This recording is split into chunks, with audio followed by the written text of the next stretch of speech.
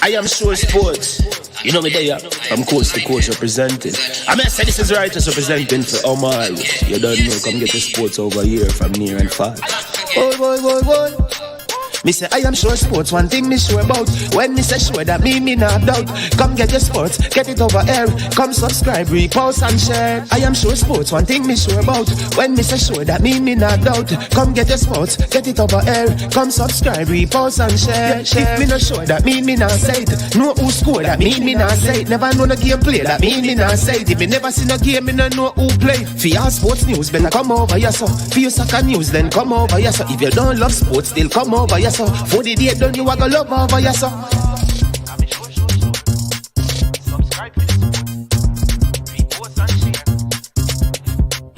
So when it comes on to behavior concerning football, Jamaica is decent.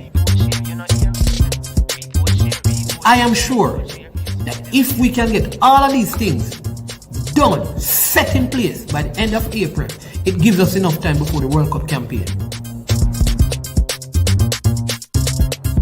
Not afraid of no Brazil, no Argentina with these crap of players. We are good enough. Remember, like, subscribe, share. Listen, comment, let me know what your thoughts are. Trick-Nick Jerk Marinade gives your meats and vegetables authentic Jamaican jerk flavor. The spices are directly from Jamaica. Spices like jerk seasoning, allspice, scotch bonnet pepper, fresh scallions, thyme, ginger, and garlic. The key ingredients to a great jerk marinade. 0% sugar and low in sodium. You want to try it? Made up of 18 Jamaican herbs and spices. Add delicious, bold flavor to your next grilling experience. Flavoring sauce, a marinade, basting, condiment, or topping. Trick-Nick Jerk Barbecue Sauce.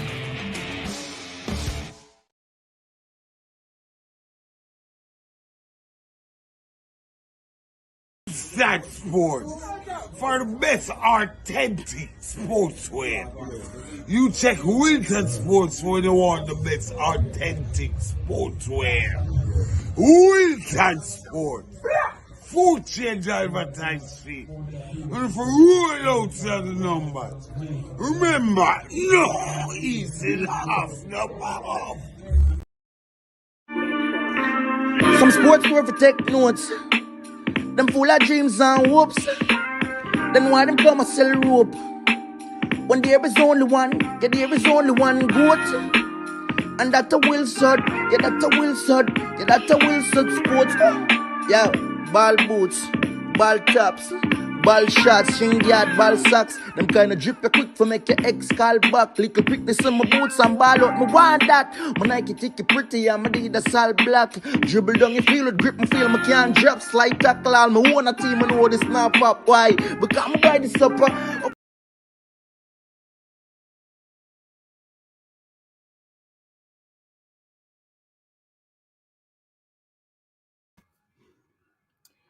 Good night, everyone.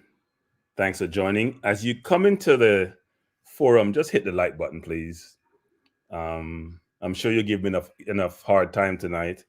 Make it challenging for me that you like the program. So hit the like button as you come in. This is Kranky. I'm sitting for management tonight. I convinced management to let me do a show at this time. It's normally my bedtime. It's 10 p.m. or somewhere around there. And decided to do a show because I was up, not having much to do, getting ready to hit the road tomorrow to go back to New York from Atlanta, a 13-hour drive. So I said, why not just have maybe a 1-hour show, catch some Z's, get up early, and be on the road. So thanks for joining. If you're Dan Clarendon, Rockford, Sherman, big up and thanks for joining us tonight, I should say, which, as I said before, is normally past my bedtime. We have a lot to talk about. As you can see from the heading, we have EPL roundup. Talk a little bit about the national team looking good, and plus sort of players loading, and we'll touch into that. But I will start with the EPL show. Before I do that, I want to say this, which is why management had more advertisement, as they say, than the regular TV station. I was sitting here for about 10 minutes before I went live. So he probably has much more sponsors than the JFF, but it's a good thing. It's all good. More sponsors should come on board as they see the program and see what he's trying to accomplish. Big up Nitro, big up Omar, Paul, Ishmael, Mr. United. Boy, I'm in trouble tonight. United, whenever you come on, I'm in trouble. Newcastle stand. And if you're a Newcastle fan, that means you're new to the football. Because I can't understand you're a Newcastle stand. Normally, if unless you're not Jamaican, because if you're Jamaican, you normally have certain teams, the Liverpools, the Arsenal, the Just Come Chelsea fans, and Man City fans. Bless up Jason, Jeremiah, CF fans, goalkeeper. If you ever call the CF fans, that means you can't be that CF as a goalkeeper. God bless you. And KS Sports, thanks for joining us. As I say, a lot to talk about. It's been an interesting EPL week, actually. If you think about all the games that's played and all the results, and as you know, I'm a big Arsenal supporter. And today wasn't a good day. I hear Troy Moon say, "Are we in for the Kranky hour?" Yeah, well, I'm glad you're joining me for the Kranky hour. I have a lot to talk about. And I'm going to make some surprising statements later about my Arsenal team. But just to go through the slate of games that took place this week from Tuesday, and then we'll jump to some Jamaica football, which I know a lot of you want to probably touch into. Turkoman, bless up. Thanks for joining. Newcastle, Nottingham Forest, surprising results. Newcastle. One thing has been very interesting this season, is the amount of injuries that each team have had. If you just think about all the teams, whether it's Man U, Newcastle, Man City, Liverpool, Arsenal, all the teams, and we don't really think about the lower level, the teams at the lower bottom half of the table, who have also had injuries. Bless up Tennessee, but we seem to have a ton of injuries. And one thing people have been asking the question is around, are the injuries due to overworked players? So as you know, players play for probably 9-10 months. They get the summer off. And in some instances, they don't get the summer off because they have tournaments. So think about this summer coming up, where we have Copa America. You won't get the summer off. Players going to the Asia Cup and African Cup of Nations in January. It's a lot of football. And the question is being asked, are people playing too much football? We'd love to hear what your thoughts are concerning that. There's a lot of football being played, and players are not robots. And even though we love to watch the football, the question is, what's optimal for a player to allow their body to recover and to heal before you play games? And it seemed like there's just too many games, and FIFA looking to play more games. Nitro is saying the FIFA virus causes injuries. Yes, they're overworked. Yeah, it appears that way, actually. There's a lot of players, a lot of injuries, and more injuries, I think, than normal. I think they've done some study. There's probably 15% more injuries this year than you had in the prior years. So it's interesting. Claudia, not sure what you're talking about, but should be interesting. So in terms of the games that were played this week, Nottingham Forest obviously beat Newcastle, which is a surprise. But Newcastle have had a lot of injuries between Willock and Joey Linton. There's a bunch of players. Their whole defense has been coming back. Then we had, I won't mention all the games. If you're way in the bottom of the league, I don't really focus on you that much. Bournemouth been full up 3-0. Fulham had won their 2 previous games, I think, by 5-0, including beating West Ham, who beat my team today. So it's interesting. Liverpool won, so they're now at the top of the league. They beat Burnley 2-0, and they played okay. I wouldn't say they were dominating. Aston Villa, Man U, and I want to make a statement actually about something, which is this. So Aston Villa leading Man U by 2-0.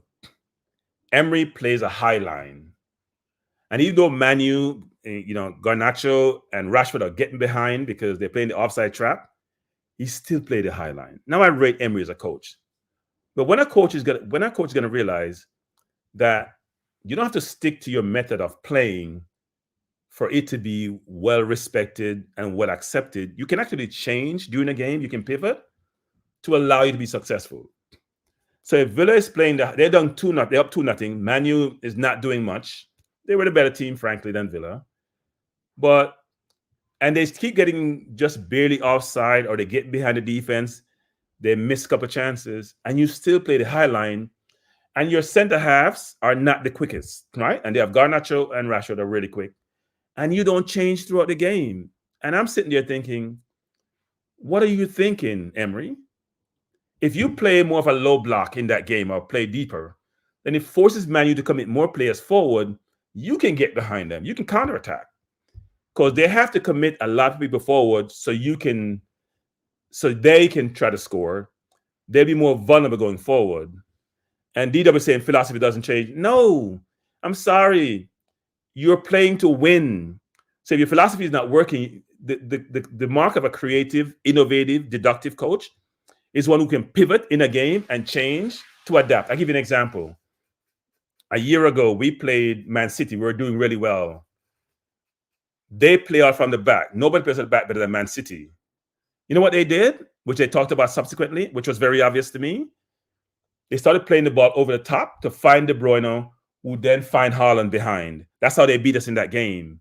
They didn't try to play through us because they thought our press was too devastating, or press was really, really high at the pitch, and they may commit errors and turnover. So they played over the top, and they beat us that way. That's what a brilliant coach does. You don't stick to the same principles when it's not working. Doesn't mean you're going to change your philosophy. It means at a point during the game or some period of the game, you may have to adapt to facts and circumstances and situations to enable you to be successful. What Villa did was just play into Man United's hands. Two wingers are really quick, skillful. I play high, they get behind me, so they won the game. And Emery was poor in the decision-making, frankly.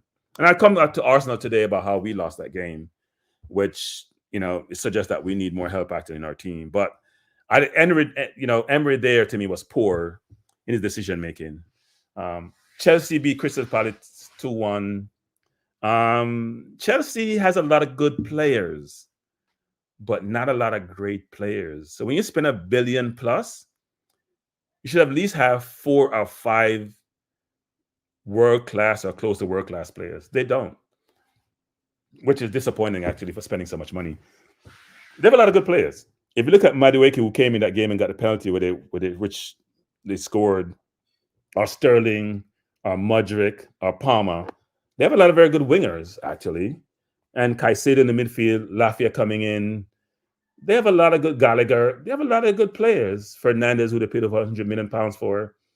But they don't have elite players, per se. And that's part of their problem. And their players are interchangeable. And what you always want your team is your first team is your first team. And your second team may be very, very good. But there's some differentiation in talent. And that's not necessarily there. So that should be interesting. Sherman, I'll touch upon Gray today, and I'll touch upon the Jamaica team in general. I'm just going to do the EPL component first of this discussion. But Chelsea won today. And by the way, when Chelsea played Arsenal, they outplayed us. So they have good players. They need to get all their players back. They have a lot of injuries. I mean, if you look at their squad at one point, they probably had half their team out. And now they get Nkunku back. They got Lafia back. They got Caicedo. They still have some players to come back like James. So they have a lot of good players. The question is, if you're a coach, and they probably have about 40 players, frankly, even though you can only have a 25-man squad, what happens when all those players come back? How does he make decisions about who plays and who doesn't play? A lot of people will not be happy. So that's going to be interesting, actually. Wolves beat Brentford, and Wolves have been playing well. They beat Brentford 4-1. Man City beat Everton 3-1. Everton scored first. Man City got into gear. Foden scored from out the box at a close angle. To Pickford should be a little bit disappointing, that goal. And they went ahead from there. And they played well, actually. And Haaland has been out for a while, so and they're still winning, which is a good thing for them. And they're well positioned in terms of people saying, well, they're not as well this season as they were last season. The problem is the pack is together, right? The top 7 are pretty bunched up. So if you haven't pulled away from Man City and they haven't had De Bruyne off all year, it's going to be interesting to see how things go on going forward. And I think they're really well poised to win the league again. And I expect them to do so, frankly. Bless up, Fresh God. Thanks for joining. Duklan, always glad to see you in the chat. Conroy, people, as you please come in the chat, just hit the like button, please. We have about 70-something people on the chat and only 34 likes. That's less than half. So please hit the like button. Tottenham lost today, but that made the Arsenal loss more digestible. Tottenham lost 4-2. I think Brighton were very, very good. Tottenham started off very, very well. Brighton got in the game, scored 4 goals. Tottenham came back and could have actually tied the game, gave the chances they got, but eventually went 4-2. And then I come to the Arsenal game, which was really interesting, actually. So it tells you something. We had 75% possession. Bless up, Kevin.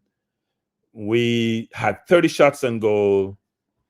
And we could have played until next week. We still wouldn't have scored a goal. We didn't look like scoring. And it does take you a lot of things, which is, one is that Xhaka is missed because the ball is rotating so slowly. There's nobody to swing the ball from left to right, or to put Martinelli in, or to put Jesus in. We have no Partey, no Xhaka, who is no longer with us. And by the way, where he's playing at Leverkusen in Germany, they haven't lost a game all season, as far as I can recall. And we haven't really played well. We have not played well at all. And frankly, the Arsenal team has only beaten one team in the top 7. And that is Man City, which is ironic. So we lost to Villa, lost to Newcastle, drew with Liverpool, drew with Tottenham, lost to West Ham. It's telling you a story, right? And we've had some last-minute winners, like the game against Luton. So we're not playing great. And frankly, our wingers can't beat anybody. I can't remember when Saka or Martinelli dribbled past a right or a left back to create one-on-one situations. And I keep telling people this, which is, I had an argument with some friends of mine in the UK who talk about Saka. He has no right foot, and they lambast me for saying that. He may swing the right foot. It may go in the top corner sometime, but he has no right foot. He's one-footer, like most left-footers, frankly. But he's not creating anything. He's not quick. He's not fast. He's a good player. He assesses situation well. He makes good decisions. But he's not the most dynamic winger as far as I'm concerned. And if you're Dooku, for example, that's the kind of wingers I like. Just annihilate the right or left back, Mitoma, Dooku, and then you can go behind the defense. And then the defense have to scramble to recover. Then you can create more chances for your team. And I haven't seen that with my team. And Martinelli has just not been at the races. Jesus is not a 10. He's more like a 8, frankly. He's not a 10. He's not a 9, I'm sorry. To me, he's more like an 8 or maybe a 10 because he always wants to touch the ball. Duckland, I wouldn't say Saka is not good. What I'm saying is that he has some deficiencies which are becoming more prominent this year than they have in the past.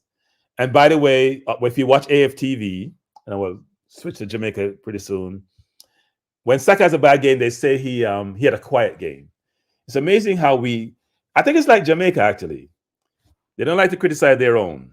So if it's another player from another country, they'll lambast them like they do with Havertz. But if it's Saka, they'll say it's quiet. If it's Ramsdale, they'll say, he made a few mistakes instead of errors.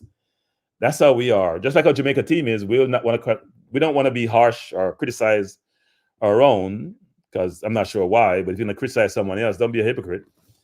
You criticize everyone the same way, or laud them or praise them the same way, right? Don't criticize some because they're use euphemism and do it lightly if they're from your country, but when they're somebody else, you from another country, you want to blast them. That's not how life should be. So it's interesting that Saka has not been playing to me. He has great stats, but he's not played well. And that's why it's important to balance the stats with the actual what you're seeing, the optics, because I've watched him all season and haven't been pleased with enough of his performances, but he has good assist numbers, good goal number. Maybe we could have, you know what? If Arsenal had Whisper and Bailey, maybe we'd be doing better, actually. It'd be better than my wingers, because right now my wingers are not producing. So, should be interesting, actually. And I agree with you, Nitro. We should probably give Nelson more game time. And by the way, Trossard is not an 8. And I've said this with Arteta. Arteta is an atrocious in-game manager to me. Like today, he threw on a bunch of forwards and went 3 at the back, which he never does, by the way, because he always played the inverted, which he copied from Pep. But he doesn't manage games well. He doesn't know how to react when he has adversity. And it goes back to the case I made with Emery previously in my discussion, which is you can't play a high line when you have quick players on the opposition and your defenders are not quick and you're leading 2-0. That's asinine, frankly. That makes no sense. And so even though these coaches are brilliant coaches, they all have deficiencies, frankly. So it's interesting. Claude is saying, since Saka has a deficiency, you should trade him, Kranky. Doesn't mean because you have deficiencies, Claudine, I should get rid of you. The point I'm making is this, which is very interesting. If you look at Arsenal over the last 4 years, I think the previous 2 years before last season, we scored just over 50 goals in each of those seasons. With a lot of these same players, frankly. Jesus wasn't there the season before last. Last year, we scored about 80-something goals. This year, we probably have about, I don't know, last check the numbers last, but maybe 30-something. Maybe last year was an aberration. And maybe my 2 wingers, and I call it my 4 offensive players, which includes Odegaard, maybe they're not as prolific as they may have seemed last year. Maybe last year was the aberration versus, even though they're young, because this season, half our goals have come from set pieces. Just digest that. Half the goals that come from home play have come from home play, and half from set pieces, which suggests that we're not prolific, and 2 is we're not creating opportunities as we should from open play, which says a lot about the fact that we're missing Partey and missing Xhaka, frankly. But hopefully that will change. Mr. United is saying, Whisper Kranky. Whisper is only unique to Jamaica, like Aki and Southwest. Not denying his potential, but he's not ready yet. I was being facetious, Mr. United. I'm surprised you didn't get that. But no, Whisper has a lot of potential. He'll do well. If he listens to his coaches and learns to defend, he'll do well. I think he has a lot of offensive skills. And that's something you can't teach, frankly. You know, some of the innate skills you develop from playing just regular football with your friends and learning how to beat people, being creative. Some of those things are not teachable. And if you have that, you got to learn the fundamentals. And you should be able to do well if you digest the fundamentals well and marry that with the skills you have developed. I expect Whisper to do well. I don't think he went to the right club in Chelsea because a lot of players get lost at Chelsea. Chelsea normally have the most players out on loan in any team in the world. And as I mentioned before at the outset of this discussion, they have a lot of players now that they spend $1 billion plus on, coupled with a number of youngsters they're buying. So it's tough to stand out at Chelsea. And if you check out any team in the Premier League, I bet each of them probably have a Chelsea player or a previous Chelsea player at some point. So yeah, difficult to make it at Chelsea, but if he makes it there, he can make it anywhere. So DW says, Kranky, if Emery changes tactical, I mean, he's probably meant his tactics, he cannot go back and convince his team that's how to play. He has to die with it. No, DW. I just mentioned what Guardiola did against us last year. You're not changing your philosophy. You're adapting to a situation. So if and here's where this has pointed itself out 2 times this season. Villa against Newcastle and Chelsea against Tottenham. Postecoglou was down to 9 men. And he played a high line and he played to keep the football. And Chelsea just scored 15 goals, no less. They scored 5. The center forward scored 3, and he probably missed 5 or 6 clear-cut chances, which suggests that philosophy may be great, but your inability to adapt shows your deficiencies. And Newcastle against Villa was the same thing.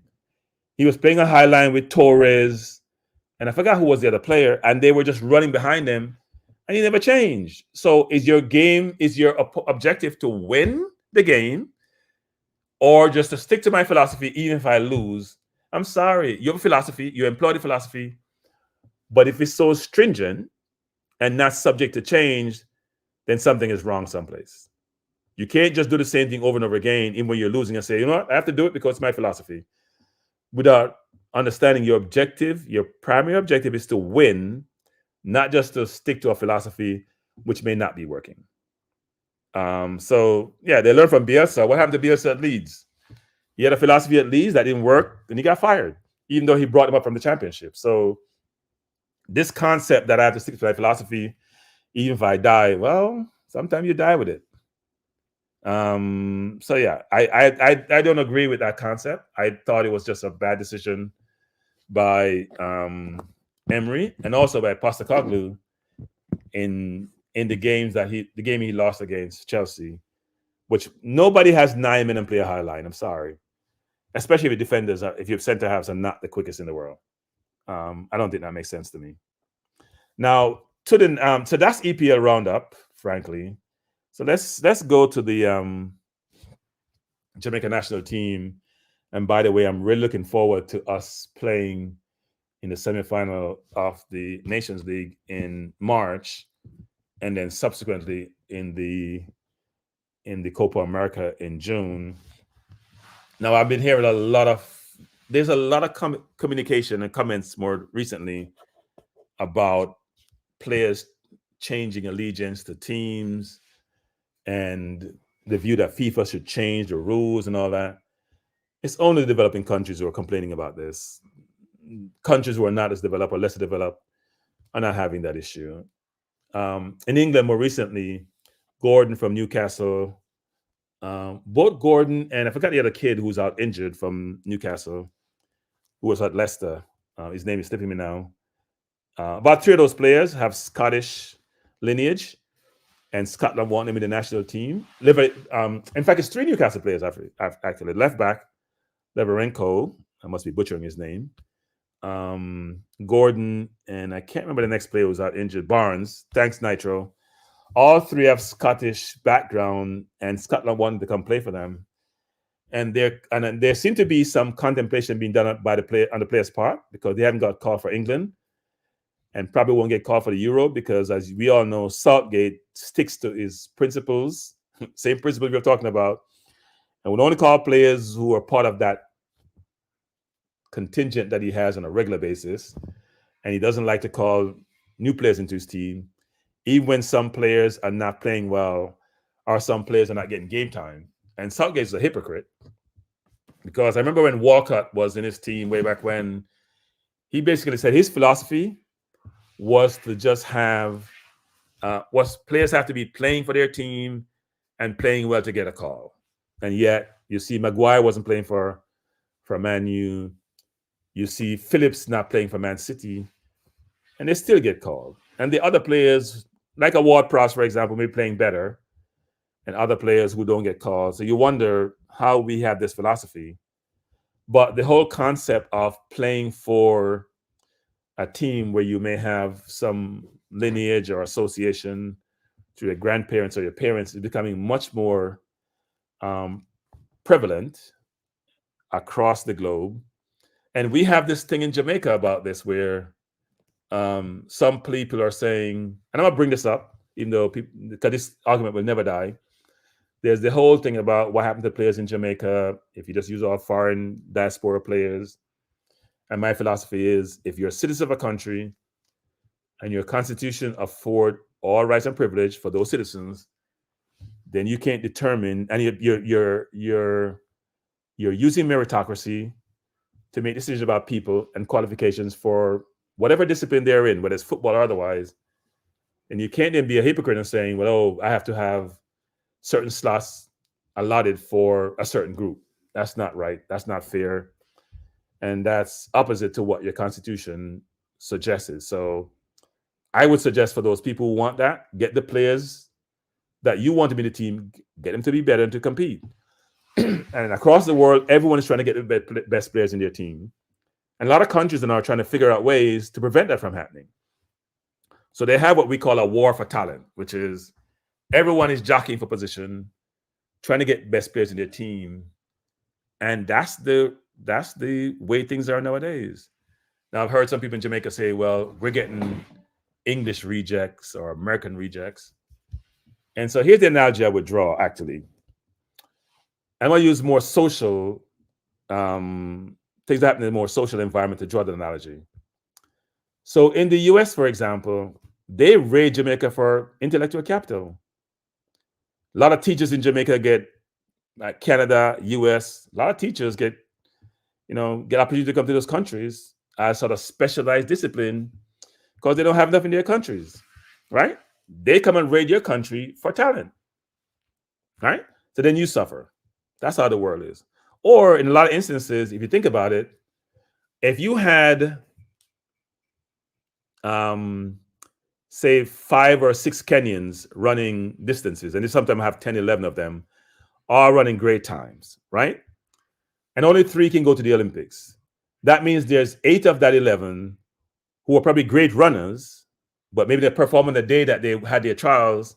Those 8 probably could have ran for Kenya, but you only have 3 places.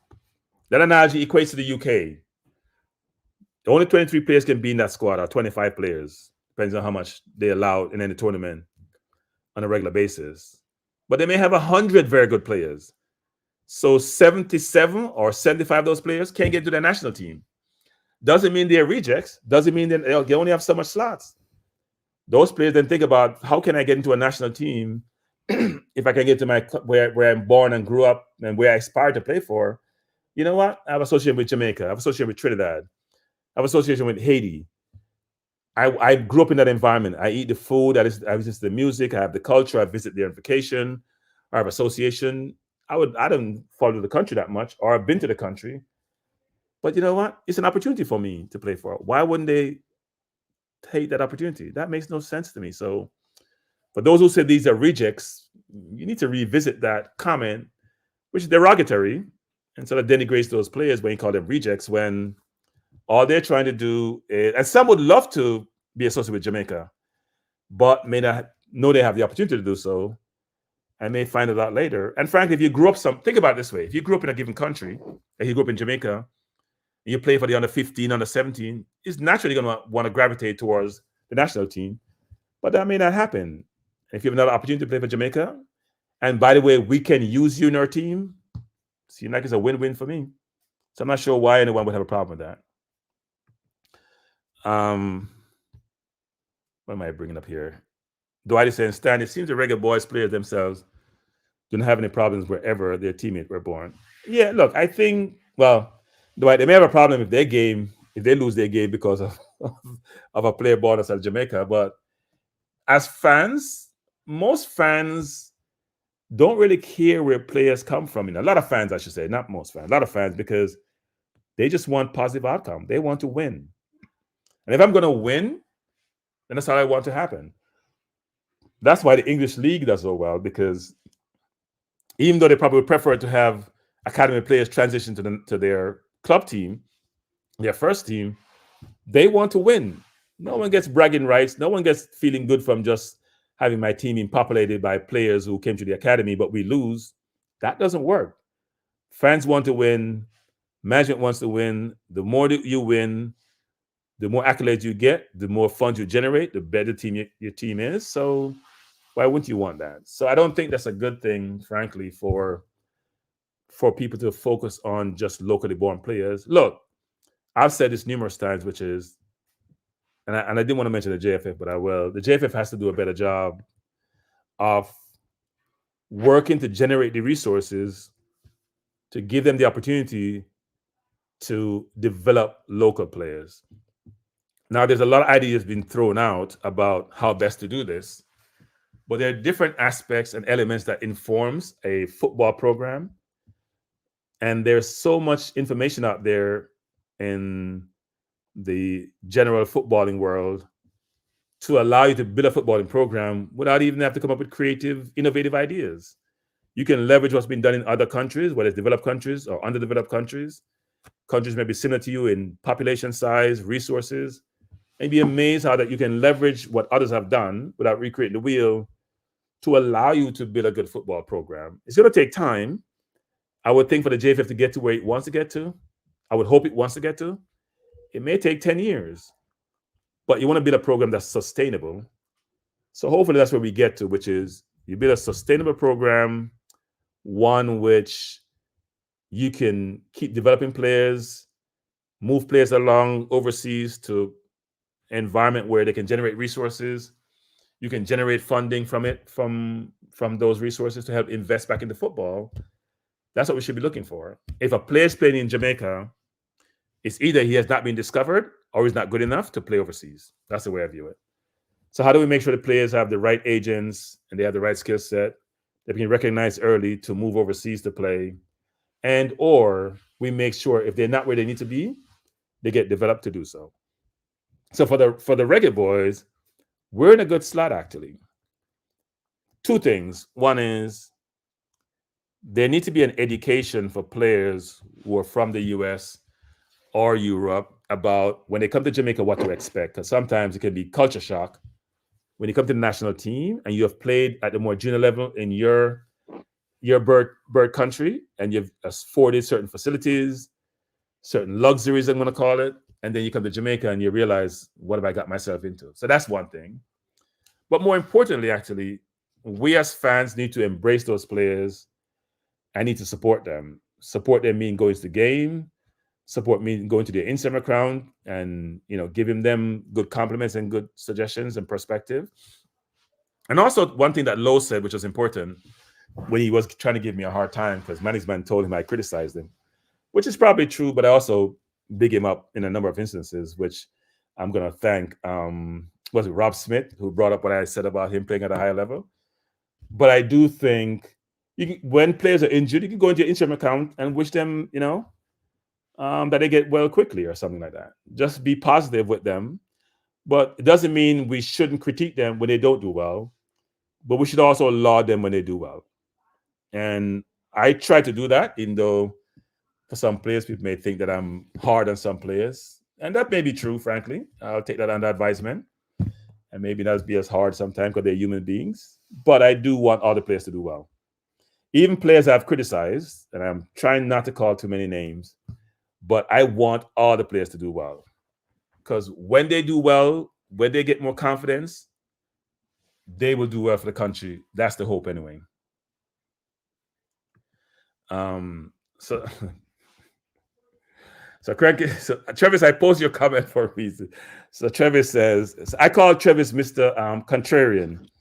He says, Kranky, stop use other things in the world trying to make me like football.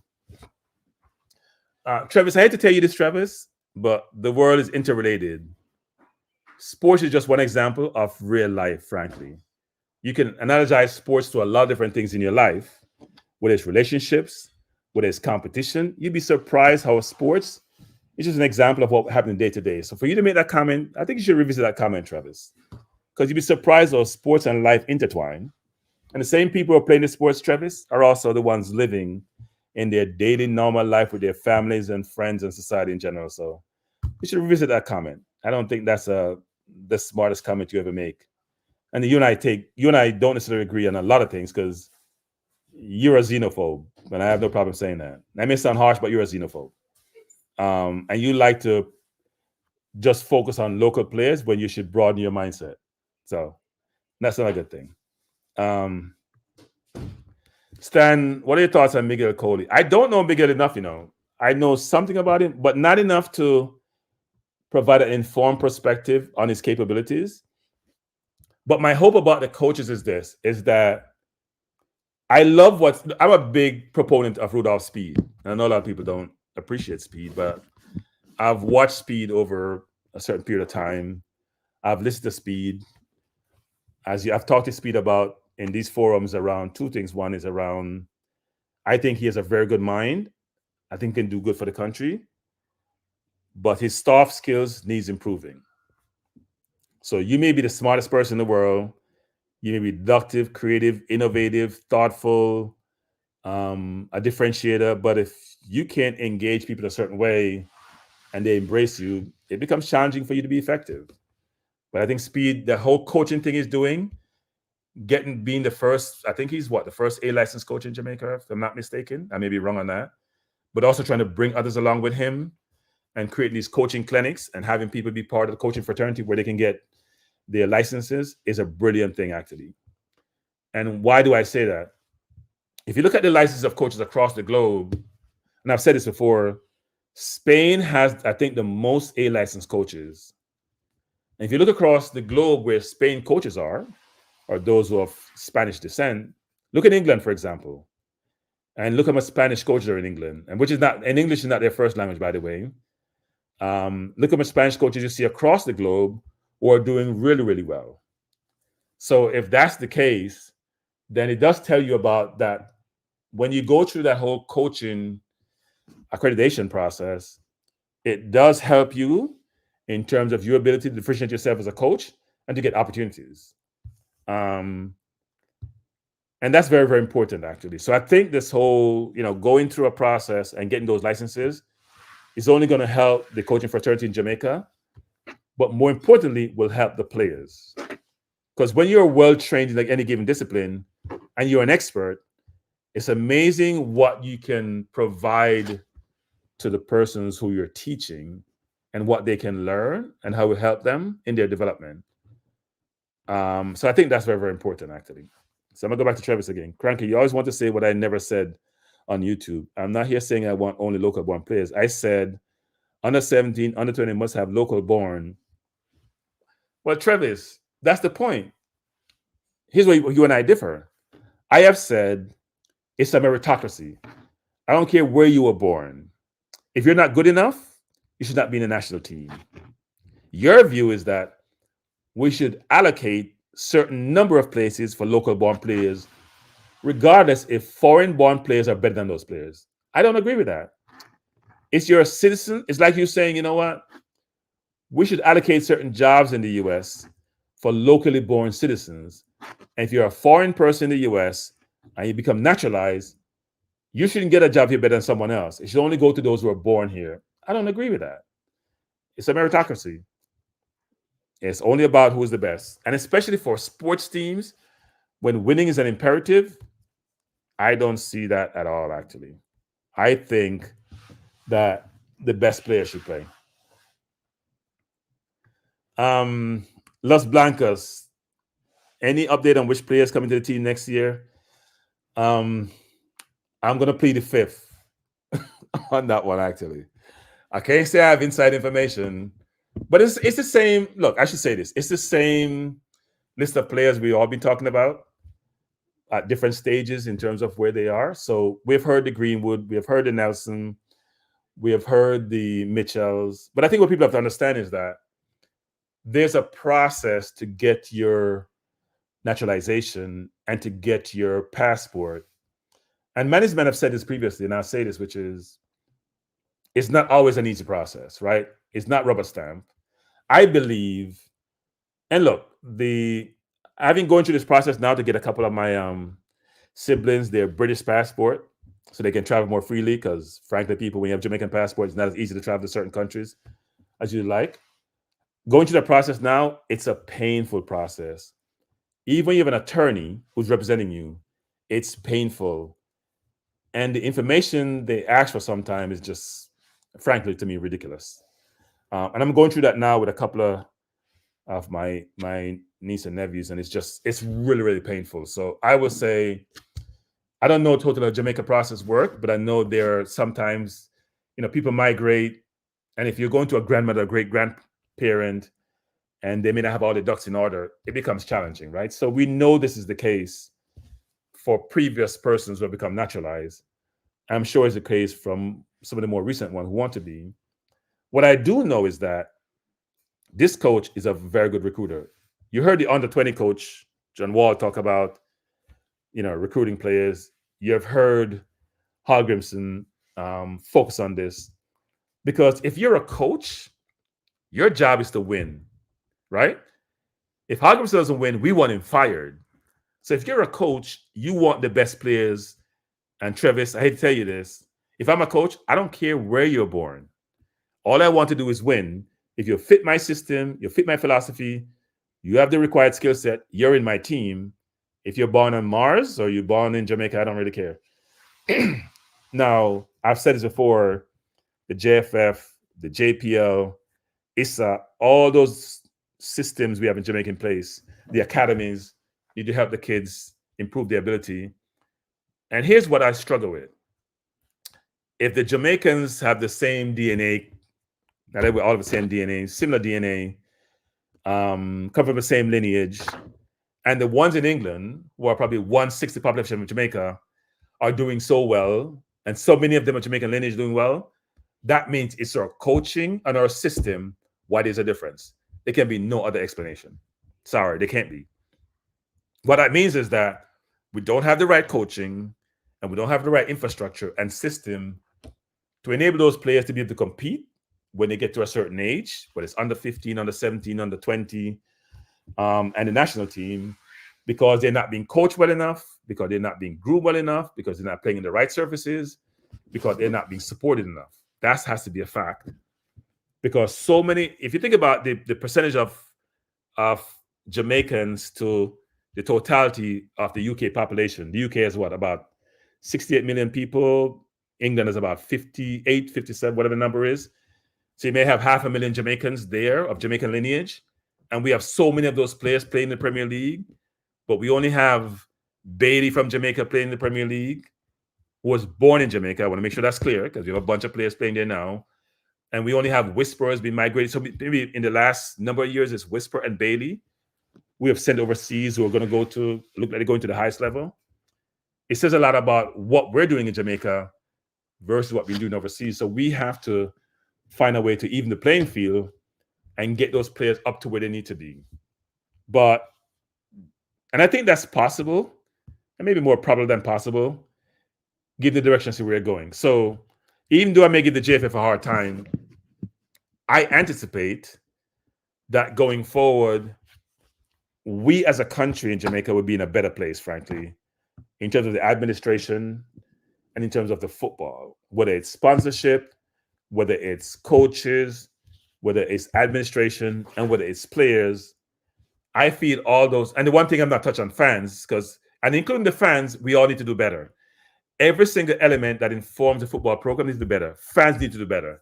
Go out to games, support merchandise, support the team. Stop talking about you're not supporting the JFF. You're not supporting the JFF. You're supporting Jamaica football, and you're supporting the players. Can't help the JFF and their competence or lack thereof. JFF needs to do better. We've talked about that. We can't change the election. I've said this before, whether it's Raymond or whether it's, Ricketts, it's the same. It's the same thing. We just have to support the football. The coaching situation may get better if we get the licensing, which I'm seeing is progressing well. My hope the sponsorship will get better, right? And this is not only for the reggae boys, it's also for the reggae girls. And this is a reggae boys more discussion tonight, but for the reggae girls who's been to 2 World Cups and should probably get better treatment, but need to be, as I've said before, smarter in terms of how they operate to get what they want. We have an opportunity going forward. And the Jamaica brand is ridiculous. Like, I don't think people realize how the Jamaica brand is like ridiculous. I'm sure you guys know this, which is for a country with 6 million people, not 3 million, because 3 million of us live outside Jamaica. It's amazing how much this brand is recognized worldwide, is appreciated, and valued. If you go to any country in the world, say from Jamaica, I used to go to, when I was in Europe, I'd go to Italy, for example, and I would sit down with a bunch of Africans who are selling these trinkets because I like to haggle when I go and buy stuff. I'm gonna digress a little bit. They be selling glasses for like $30, $40, and I'm like, I'm not paying that for that. So I watch them for like an hour or two, talk to them. They don't always speak 5 or 6 languages. I see mention Jamaica, they get all excited. I get the glasses for like $5, $6, or $10, whatever the number is. Or if I go to Turkey, or if I go to Italy, I go to Barcelona, for example. Wherever I go, I always meet some Africans or people from different countries. And I would mention Jamaica, and they get excited. That's what the brand does. That's what the brand is. So I'm not sure we utilize the brand as well as we should. We appreciate the brand as well as we should. But we need to do better as a people in terms of just life in general, certain things in our own country, or the football, to allow us to maximize our abilities and our potential. So my hope is that all the elements that informs the Jamaica football program, the fans, the sponsors, the players, the coaches, if we all can do our best, right? If we all go to the zenith of our abilities, then the program can only move forward. And that's my belief, actually. So Devin is saying, Kranky, in order for the Jamaica to do that, the JFF has to be inclusive and willing to work with people on the outside that can help to develop the players and help the football. Now, Devin, they have said this, actually. I have heard Speed say this a couple of times. I've heard Rickett say this. Now, is it lip service? I don't know. But I've heard them say they're willing to welcome individuals who have certain skill sets into their midst to help them in some way, shape, or form. And nothing in what I've heard doesn't make it seem like it's not genuine. But I think we all want to help. And if they will allow us to help, I'm sure people will do so. So I don't think we have heard. It's interesting, actually, because I know some of us think that, we want to help and we want to be involved. But frankly, the JFF has been more transparent than most associations, frankly, to be honest. I don't hear a lot of private citizens get the opportunity to engage their football federation, even when they're not happy with it. So, for example, and a lot of federations have problems. A lot of them have problems. Most African federations probably have problems. The US had problems with its women's team. France had problems with the women's team. So did Spain, as we know, is well known. Brazil is having a problem more recently, where their government or their courts want to get involved, and FIFA is threatened to expel them from future international competition, because we know FIFA is a monopoly and they want to govern themselves. And FIFA is not a best example of any organization to follow, frankly, in life, given their past history and even the current way they operate. So I think we should appreciate the JFF for wanting to bring in private citizens and engage with them. You see Chung come on these forums and engage. You see Speed come on the forum and engage. I would hope Ricketts would do more of that, frankly. But we should appreciate that the federation, who have done things which are not, which we all are very concerned about in the past, who have not performed to the level that they should. At the same time, we do have to give credit where credit is due, and them engaging what I'm calling the footballing fans in some of these forums is appreciated and much more transparent than we've seen in the past. And I know a lot of people like to talk about Captain Burrell in his heyday and all that he did, but Burrell wasn't perfect, frankly. If you talk to some ex-players, you would scratch your head and be shocked of some of the things that transpired in Burrell's regime.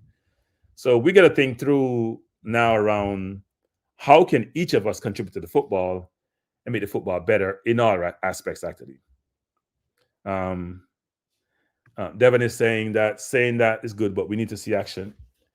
Well, look, I'm sure subsequent to the election, which is going to be held early next year, we will get a better perspective as to where they're going as an organization and how they want to engage the fans and how they want to engage all their constituent fans, sponsors, players. We'll see more of that. But right now, I'm sure the focus is for the election to be decided and then for the country's football program to move forward. I have seen the manifesto from the opposition. I haven't seen the manifesto from the JFF. I wonder if they have one. I'll just tell the JFF this. You want to write a manifesto? Go on Gemini, from Bard, from Google. I'm just being facetious, but I'm going to say it anyway. Go on ChatGPT and pull down a manifesto. Maybe you can write a program that allows you to get one combined from all over the world, and then take it and enhance it, and you can push it out as yours. Or take the one that the opposition have, change a few things around, embellish it, and put it out. But provide something that we can see that you have a plan, because what you've done in the past is not reflective of how we want to see you operate in the future. I'm sure the JFF will take credit for the 2 World Cup the girls have been to, the Copa America, the Nations League semifinal, and they should. I mean, if you're in power, as with most politicians, when things happen good in a country or in a program, and you're in charge, you should be given some credit. At the same time, we also know some of the deficiencies, so it goes both ways. And some people may say that it's despite the JFF that these things happen, not because of the JFF. Starboys Juices Philly, an interesting name. Kranky, I heard you say for the past 3 years you haven't seen any good talent in schoolboy football. I think you should have visited this young man Dixon from CC. Please try watching Mona. I don't think I haven't seen any good talent. I could never say that. I think Whisper has been an excellent talent. I thought Pearson was decent, but having watched him in the under 20 and otherwise, he hasn't performed as well as I would like to. I don't think I've not seen any good talent. I can't recall saying that. Maybe I need to go check the tapes again. But here's what here's where the challenge is. How do I assess a player given the level of competition he or she's playing at? What do I mean by that? So if you're playing against weak competition, of course you're going to look excellent, right? if you're a 19-year-old playing against a 15-year-old, and we have a big distribution of ages within the Costa Cup and Manning Cup, it's hard to ascertain your talent. If I watch against under 20s from different countries, then it's a different discussion, right? I can clearly see your ability. Or I see you playing in the JPL, but you're 17, 16, like you see with Cavaliers all the time. I may get a better indication of your talent, but it's hard to assess talent when you're playing against inferior competition. So I don't think I would say I've not seen any good player. I can't recall saying that. What I actually would say is that sometimes I watch JPL games and I have to turn my TV off because I'm not impressed. Now, sometimes it's the field because the facilities are not great, but sometimes we can't keep the ball. So I'm not sure I watch a team playing which can't keep the ball. Then it's a kick and run game, which is out of football. You have to be able to keep the ball in today's football. That's where the game is going. Let me see what other comments are here. Now, I've seen Dixon play for CC actually, because I rate Lenny as a coach. So I watched Dixon play. He's a good player, but I don't know how good he is. It's hard for me to determine how good he is until I see him against better competition. So Trevis says Captain Burrow was, and he writes a pot, was the worst president in history. I saw that with no apology. Well, Travis, I'm not going to be able to say that. He was president so long. I'm not sure who was president before him or after him. I know Box Hill came in at one point in time during his reign, and he made sure that never occurred again. But I couldn't assess his ability. I would just say that some players didn't have a good perspective on him. He gave him how they were treated, actually. So he got good credit for getting us to the World Cup and for hiring Simonis and all that. But he also had some deficiencies, like we all do, right? As human beings, we have some things which are not great about us and things which are great. And sometimes people like to point out just the good things and sometimes just the bad things. You got to have a balanced view in life, actually. So people, we have 91 people in the chat and we have 57 likes. As you come in, please hit the like button. And if you're leaving, you haven't hit the like button, please do so. It'd be appreciated. Now, for the Jamaica team, one of the concerns that have been expressed is, when are we going to have a settled group of players, right? Because if we have more and more players getting their citizenship and qualified to play and have the right ability, given how much players Jamaica have outside of Jamaica who have Jamaican lineage, that could be an infinite number, frankly. There's a lot of good players who have Jamaican nationality or who have Jamaican heritage who could play for the national team. And the question is, will this be a continuous revolving door or will we get to a point of stop? I don't think any country has a limitation as to which players get into the national team. If you look at England, for example, which is what we use in our analogy a lot of times, and Southgate, he has his core group, and then he may tinker at the edges. But it's always some players going in and coming out, very similar players, right? Sometimes he'd bring a player in just to cap them.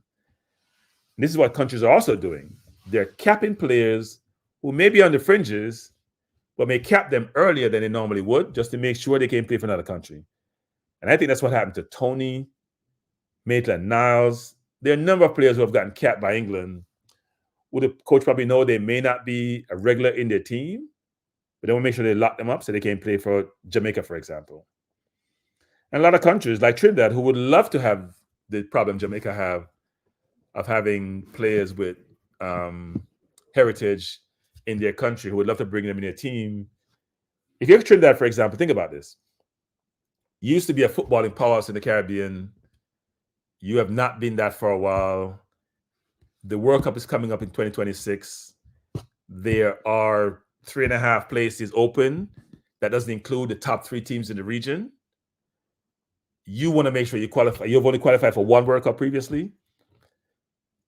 You would love to have a bunch of players you can go select from to enhance your national team to allow you to qualify. Because qualifying for the World Cup is the holy grail. Some people, for some countries or some people, like for Brazil, winning is the holy grail, winning the World Cup, not just qualifying. For countries like Jamaica and the Trinidad and the Haitis of the world, qualifying is the holy grail. You hope to do well when you get into the tournament, but you want to get there first to do so. So we should be happy that we have so many players who were born outside Jamaica and have Jamaican heritage to play for us that we can probably bring to the team versus finding it to be a challenge or a problem for us. We shouldn't think that way. And my hope is that a lot of these players we've talked about, whether it's Ramsey, Greenwood, Nelson, Mitchell, Gibbs White, all those, Archer, Cameron Archer, all those players with Jamaican heritage who have not played for their country of birth today, if we can convince them to be part of our team and we can cap them, because we don't have to play all of them enough. If we cap them and lock them in, they can only play for us going forward, just like any other country. We should be trying to do so, which then afford us the ability to see, you know what? We have so many players to select from. We can pick the best team and not only get to the World Cup, but compete at the World Cup. So my hope is that this will be the case, and that when I go to the World Cup in 2026, which no matter what the cost is, if Jamaica makes it, I'm going to all Jamaica games. That's a promise. I definitely would love to see us not only going there and cheering us on, but that we're competing. Given that the games are playing in this region, actually. So it should be interesting. And I would love for us to qualify. And I know some people think it's a guarantee we're going to qualify. Nothing is guaranteed. Now, the great pull for us is this. If you're an English-born player, you haven't been called by South. If you're a Ramsey, for example, you haven't been called by Southgate.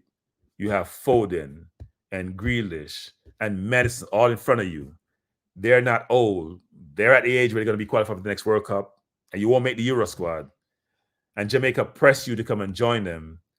You have to think about it. Ramsey's a brilliant player. Gibbs White is a very good player. Mason Greenwood is a almost world-class player, frankly, given his age and where he is, have been out of football and are playing well for Getafe. If you're those players and we can get you into the team, and you can be in the team for 10, 11, 12 years, right? Given their age and their ability, that makes Jamaica competitive with any team in this region. So hopefully we can convince some of these players to come join us. And in during that same period, my hope would be that Leon Bailey, who's doing really well at Aston Villa, will do better for the national team, and Whisper will improve his game where he can be a regular national team.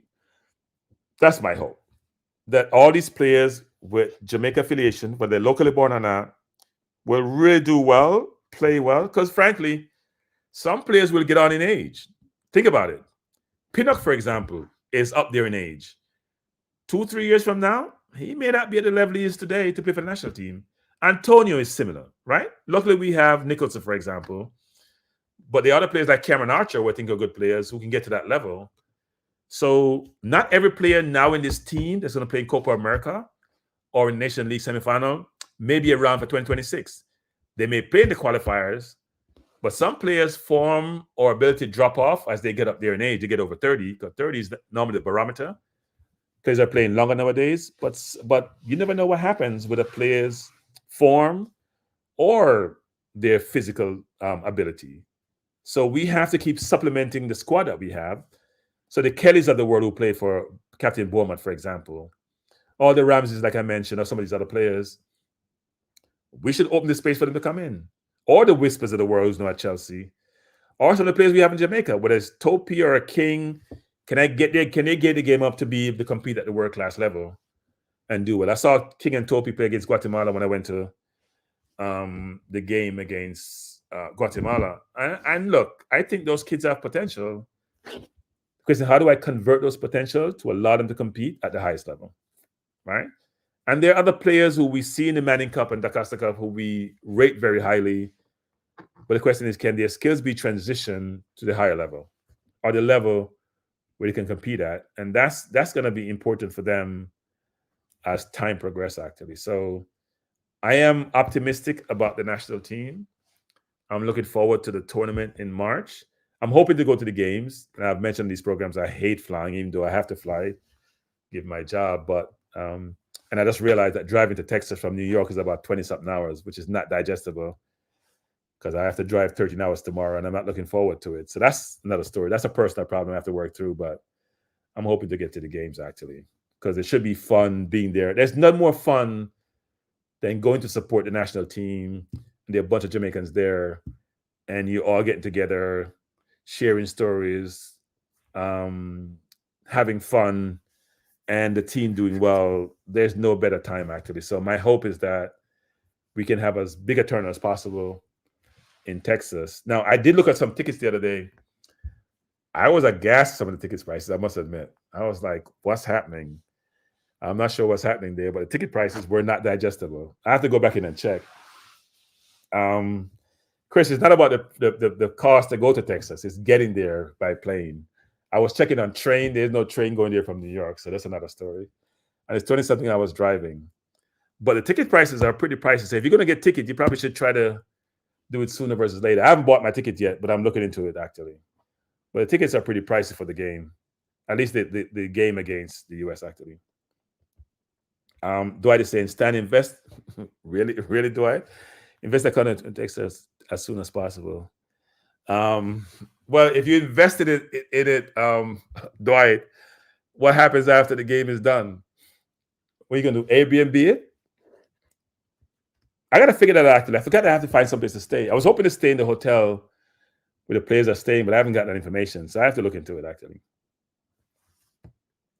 Devon say, meet me in New York and we drive together.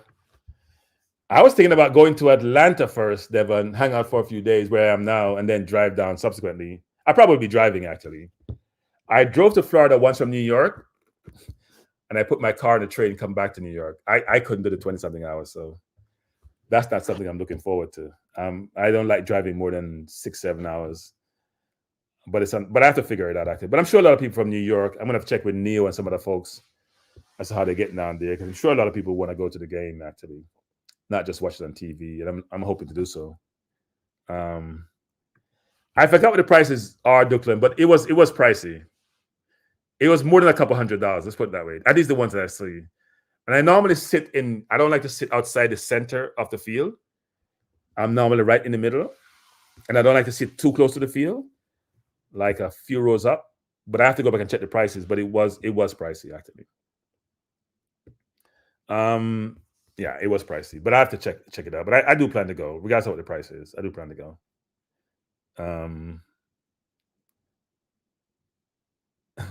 She said, "Don't want to drive through." No, it's not about driving through the South. I'm in the South now. I'm actually in Atlanta now. So, and now things are better in terms of the South, and trying to get from New York to the South is just driving on the road for so long. It's boring. Even though I must say this, driving down here, I was on the phone with management for about 3 hours, and it made the time pass quickly. So maybe I should just go on the phone and talk for a long time, and the journey would be much shorter. Mr. United said, Kranky, you flew to India and scared of flying to Dallas. Can you explain that to me? Mr. United, I went to India for work, and I have no choice about that. I wouldn't use the word scared. It sounds so wimpy. I don't like flying, put it that way. I like flying, period. I was coming from Europe once years ago, and let's just say we had a mishap, which I didn't enjoy. So it was like 10, 11 years ago. Let's just say we had a mishap in the air, which I didn't like. So I haven't been enjoying flying since then. But no, I'm going to get to Dallas. I mean, regardless of how to get there, I'm going to get there. So Mannix Man said, Kranky, you're not in the South. You're on the edge of the South. No, Mannix Man, Georgia is the South. Sorry to tell you that. It's the South. Florida is more on the edge of the South. Georgia, Mississippi, Tennessee, Arkansas, those are all the South. Now, Georgia is changing. The demographics is changing significantly. There's so many Jamaicans down here. It's amazing, actually. It's like all the Jamaicans from New York and Philly and Pennsylvania moving to Georgia. But no, it's pretty cool down here, actually. I actually like driving down here. The roads are windy. I like driving on winding roads. Then you have to really drive versus on these straight roads we have in New York.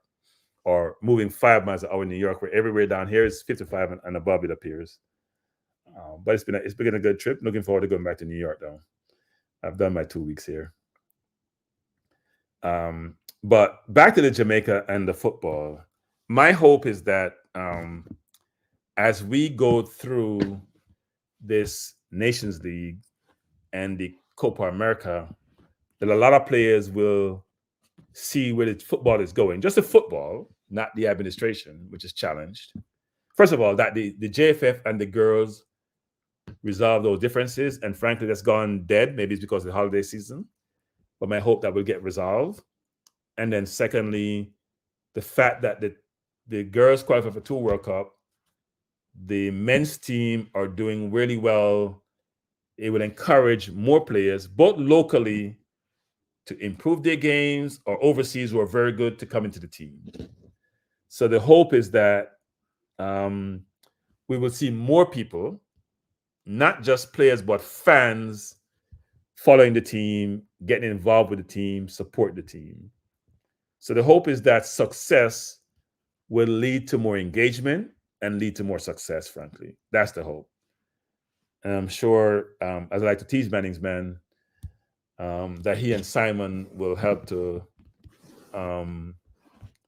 provide some competence to the program and help those who are in the program to enhance their competence to get us to do better. I see Dwight says the Copa America starting at $500 per seat in the nosebleed section. Yeah, Dwight, it wasn't digestible, Dwight. That's why I said I didn't realize it was $500 for nosebleed, but I saw the prices. I gasped at the prices, I must admit. But one should expect that, because when you have the Argentinas and the Brazils and all those other countries involved and the Ecuadors, some people will save up their whole, frankly, months of wages to attend those games. I don't think about price, but yeah, those ticket prices for Copa are expensive, but the ticket prices were also expensive that I saw for the Nations League. So Travis is saying, Kranky, Dwight McNeil, Ramsey, Lloyd Kelly, Morgan, are those players interested in playing for Jamaica? I don't know, actually. I think it's my understanding that Gibbs White was approached and Ramsey was approached. That's my understanding, but they were trying to see England as the alternative versus Jamaica. And also Dwight McNeil, actually. It's my understanding. Can't really confirm. Don't know about Kelly. I think there was something with Kelly, which I won't want to go into, that was making it more complicated for Kelly. But for those 3, I thought they were approached at some point. But look, at the end of the day, just like Antonio talked about before, where Antonio approached us way back when, and we said no. When we approached him, he'd said no, and at some point he came later.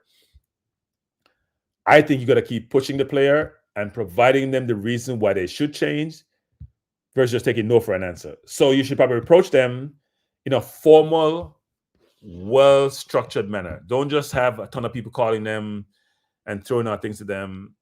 The coach should approach the players and get there and provide them the rationale as to why they should join. Give them a compelling reason as to why they should join the team. And if they say no, then say, look, if things don't work out for you, let's revisit it at some future point in time. Let's say a year from now or a year and a half from now, or when you feel like, you know what, you may want to talk. Because we shouldn't take it offensive if a player says, I want to wait for England. If a player says, I don't want to do that at this time. We should just say, you know what, we're not going to pressure you. You have the number, whether it's the coach or someone in JFF, you can call us. We're going to check back with you within a year. You can call us anytime you want to talk about this. That's the way I view it. And leave it there. But we shouldn't take it in a negative fashion if the player says no. Because I tell you, the U.S. was chasing Balogun for 2 years. The U.S. was chasing Musa for 2 years, right? We have seen players who got chased by country, question, follow their progress, and those players eventually committing to the U.S. And I don't hear a lot of people in the U.S. complaining of them being born outside of the U.S. If you think about Des or Robinson or Musa, Balogun, I think, was born in the U.S., but played in England for most of his life. So we should just be patient with those players because they may eventually join. I think Dwight has been checking out. You know, Dwight, you're not helping, Dwight. You're not helping. You're not helping. You're telling me $250 for nosebleed for Ecuador, Jamaica. That's not good. I got to figure out a way to get good tickets. Hopefully it would cost me less than $500 for a ticket. That's not good. That's a lot of money. Be paying for nosebleeds. And nosebleed section people is like in the upper deck where you can't even see the game really well. You need binoculars, frankly. Now, some stadiums have good seats no matter where you sit. And frankly, sitting at ground level is not necessarily the best seats. To me, one level up in the middle of the park is the best seat. You can see the entire field It's like you're watching on TV, but you're closer to the action versus being very ground level where you can't get to see the totality of what's transpiring in the field. Yeah.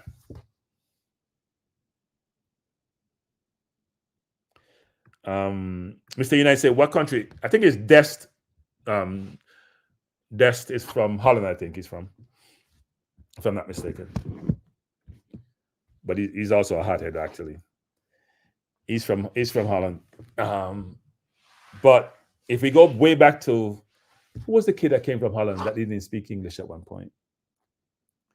I think Stewart actually was one of the first foreign players to play for the US. He had never been to the US before he started playing for the US, is my understanding. But the US only thinks about outcome, you know. US only focus on winning. That's how the US is. It's all about winning. And people are asking the US, why can't we win the World Cup? They don't realize that it's not that easy. They're asking why they can't win the World Cup, but they want to win the World Cup. So their federation is going to do whatever is necessary for them to win. And I think we have to understand that. And we have to take the same view of how we operate. But I would also say this, which is, I think we have an opportunity, given how well we're doing, to encourage the next set of young players in Jamaica to do well. But we have to support those players with better coaching. Because some of the coaches in Jamaica who talk about people being reject and making negative comments, they should look in the mirror about how qualified are they to coach. Because sometimes you've been doing something for year after year, you think you're doing it well, but you don't know what good looks like because you haven't expanded your horizon. You haven't stretched yourself. You have educated and informed yourself, but you think you're a great coach because you may win at a local level. And when you get matched up with overseas where people are playing at the highest level, you struggle. So just like we want the players to improve, the coaching has to improve. The JFF have to improve. And I've said this before in the discussion, the fans have to improve also. We all of us have to improve. All of us have to improve to allow the football to get to the level where it needs to. And sponsor the business community in Jamaica. The football has to come. I have to convince the business community to get involved. And how you do that? By being successful. Okay, if you're Grace, for example, you're Grace Kennedy, for example, or Grace nowadays. I don't see the Kennedy associated with it. If you're Grace Kennedy is what I know. If you're that company and Jamaica is going to the Nations League and Jamaica is going to the Copa America, we're going to be on American TV, it'll be shown all over the globe, and you want to sell your products outside of Jamaica, which they do now quite a bit actually, and you want your products to be sold in communities, even outside the diaspora community, then you should be involved in the national team. You should be having the names on the shirts. Advertisement that relates to the national team, because you want to expand your base and you want to be able to sell your product on a much broader and wider level. So why would you want an association? So you provide money to the team, they promote your products, it's a win-win situation. So you would hope that we see more of that. But I would hope, as I've said before, that the coaching in Jamaica improve to the point where we can produce these world-class players. Now I know we have a few academies in Jamaica, and you would hope that those academies push through players to get to the highest level. But we should also understand that even some of the academies that are at the more developed countries, players struggle to get into their first teams. So think about Arsenal, for example, where yes, they have players in the first team like ESR, Emil Smith-Rowe, Saka, and Ketia. But those are the three I can think now that are in the first team. They have other people on the bench, like Nwaneri, but Arteta hasn't brought through one first-team player in this team as it stands. And he's been with the team for 4 years because coaches want to win, and they're only going to go for players who are going to get them a chance to win. So even with teams that have academies, a lot of times those academies, Nelson's there, but Nelson's, you're right about that. Nelson's also in the team, but Nelson is not really a starter, but he's in the team. You're right, he's in the first team, or the first 23 or 25. But a lot of academies don't necessarily have players who get to the first team in terms of droves of players. They may have 3 or 4 or 5, but it's not the norm. And Arteta hasn't brought you what I know. Management asked Cecil this the other day, and Cecil pushed back. And I want to talk to Cecil about that because he hasn't brought you one first team player who's a regular in the first team. Emery brought you Saka. Martinelli wasn't an academy player, but it was a young player who came through. ESR, I think, came through. Was it Lindbergh or maybe Emery? I know he was out on loan. Nelson wasn't Arteta, and Ketia was under Wenger early, and others. So you don't have a ton of academy players sometimes from a number of academies who come through, even though there are tons of players who pass through these academies. But my hope is that in Jamaica, we'll have more academies, which takes money, by the way, people, because if you're going to have an academy, that means you have to invest in young talent, and that talent takes a while to materialize or to get to the highest level. Now, you may invest in 50, 60, 100 kids over a period of time, maybe only one breakthrough that you can sell on. So you may not be able to recoup your investment. And most people who invest in football want to have a return on their investment. They're not doing it for charity. Final ESR was not Arteta. Go back and check. ESR was not Arteta. He may have started on Arteta. He wasn't Arteta. He was out on loan. I forgot which club he was at. He's always injury prone anyway. Final is saying to have an academy, you need good training grounds, and you need to travel to Florida for tournaments. Well, it doesn't have to be Florida, because I think nowadays people go to different parts of the world, especially if you get sponsorship. But you're right. You need good facilities. You need good coaches. You need meal you need a lot of different stuff for academy to run the right way. You need a lot of infrastructure and money, frankly, if you want to run it the right way. And money is not in abundance in some places in Jamaica. People in Jamaica have resources, but I'm not sure they want to invest it in football. Not sure they want to invest in football. So that may be a different story.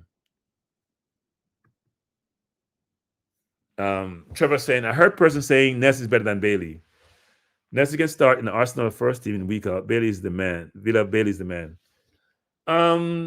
It's hard to compare their talents because Bailey is not in the Bundesliga. He's not doing it for Villa, but Travis, you should also realize that Bailey didn't do that well, even though he was injured in his first year at Villa, and they were pushing for him to be sold. At least the fans were. Since Emery come in, and this year he's been doing really well. Nelson was deemed to be the highest rated player coming to the academy in a long time before he went to Germany. Then he came back. Then he went to Holland. He came back. He has not lived up to his potential. If you hear Arsenal fans who follow the youth team talk about Nelson, he was one of the highest rated players. But he has not performed at the senior level as expected, frankly. The kid has potential, but also I'm not sure why you're paying him $100,000 a year and not playing him, which is kind of weird. Both Nketiah and Nelson are making six-figure income, and yet they don't get a lot of starts, nor do they get a lot of game time. Even Martinelli and Saka are not producing. So it's interesting. Who is better, Bailey or Greenwood? I'll let you know what? Management, I know how to run a poll. I would love to run a poll on that. Who people think is better, Bailey or Greenwood? I would just say this about Greenwood, people. Greenwood was in the England national team as a teenager. Now, talking about under 21, when he and Foden went to that game that they played, I forgot where they played the game in Europe and got themselves in trouble. They were in the England team as teenagers. So that has to say a lot about him, given how well England's been doing in the last, I would say, 6 years. Since 2018, England's been doing really, really well on a worldwide basis. So if you're in that team, and if you're starting for Man U during that period when they were decent, because they're not a good team now, and if you were allowed to come back into the Man U first team before the fans had an uproar and said you can't come back, it tells you about the player's ability. I think Greenwood probably would have been a 70 million, 80 million pound player if he didn't have his troubles. So it gives you an inclination as to how good Greenwood is, actually. I would hope that Green would come and join us. We'll see what happens. My hope is that he come and join us. And if he does, we'll see how good he is. The thing about the kid is this. He's quick, unlike a Saka. He uses his left foot and his right foot. He can go by you inside and outside. He's a goal scorer. What I'm saying is that he's a complete package. So most players are one-footed, frankly. Or if they can use their weaker foot, not to the level that he does. The kid is a brilliant player. So yeah, we'll see. I think so. So we have put up the poll, and let's see what the outcome is. We're running the poll as to Bailey, Greenwood, or Gray. I would say for Jamaica national team, Gray is the best of the three because Greenwood has never played for Jamaica and Bailey hasn't played as well as Gray. So that's not debatable. But in terms of abilities and how you would rate them, I think we'll see what the poll says. Before I give my perspective, we'll see what the poll says. I think Greenwood is an exceptional talent. I think if Greenwood comes to play for Jamaica, we'll get more younger, well-respected players with significant potential to come play for Jamaica. I'm betting on that, actually. Even with his troubles, if he comes, I think other players will follow. If you think about all the players who have come with us so far, they've either been seasoned, like a Pinnock or Antonio, maybe on the fringes, like a Bobby Reed. I'm just talking about Premier League players. Amari Bell, who just went to the Premier League, or a Gray, who would not going to get into the England team. That's just a fair assumption on my assessment on my part. Good player, but not going to get into the England team. And I think Gray has been phenomenal in CONCACAF since he's been here, frankly. He may have done better than he may have thought about or anticipated. But it's going to be interesting going forward because if Greenwood does come in at some future point in time, which I hope he does, at least if he doesn't come this next year, then the year after 2025, or come during World Cup qualifiers. And if we have Bailey, the Aston Villa Bailey, not the Jamaica Bailey, frankly, to be honest. I prefer us to get the Aston Villa Bailey we're seeing now, not the Jamaica Bailey we have seen. And by the way, Bailey's have a lot of abilities, but I haven't seen it for Jamaica. But if the one from Aston Villa comes, that'd be a great thing. So Aston Villa Bailey, the Jamaica Demari Gray, not the Everton Gray or the Leicester Gray, the one that we've seen for Jamaica. Greenwood, that's three very good players. If we get supplement like the Nelsons of the world, that would only add more quality to the team. And then we have the Nicholsons and the Antonios. Then we have a devastating front 5 or 6 that I think can compete with any CONCACAF. We have a very good defense. We still need a right back, I think. If we can get the Mitchells of the world, who is possible, if we can get the Johnsons of the world, even though he's not playing regular for West Ham, but I think he's a good player.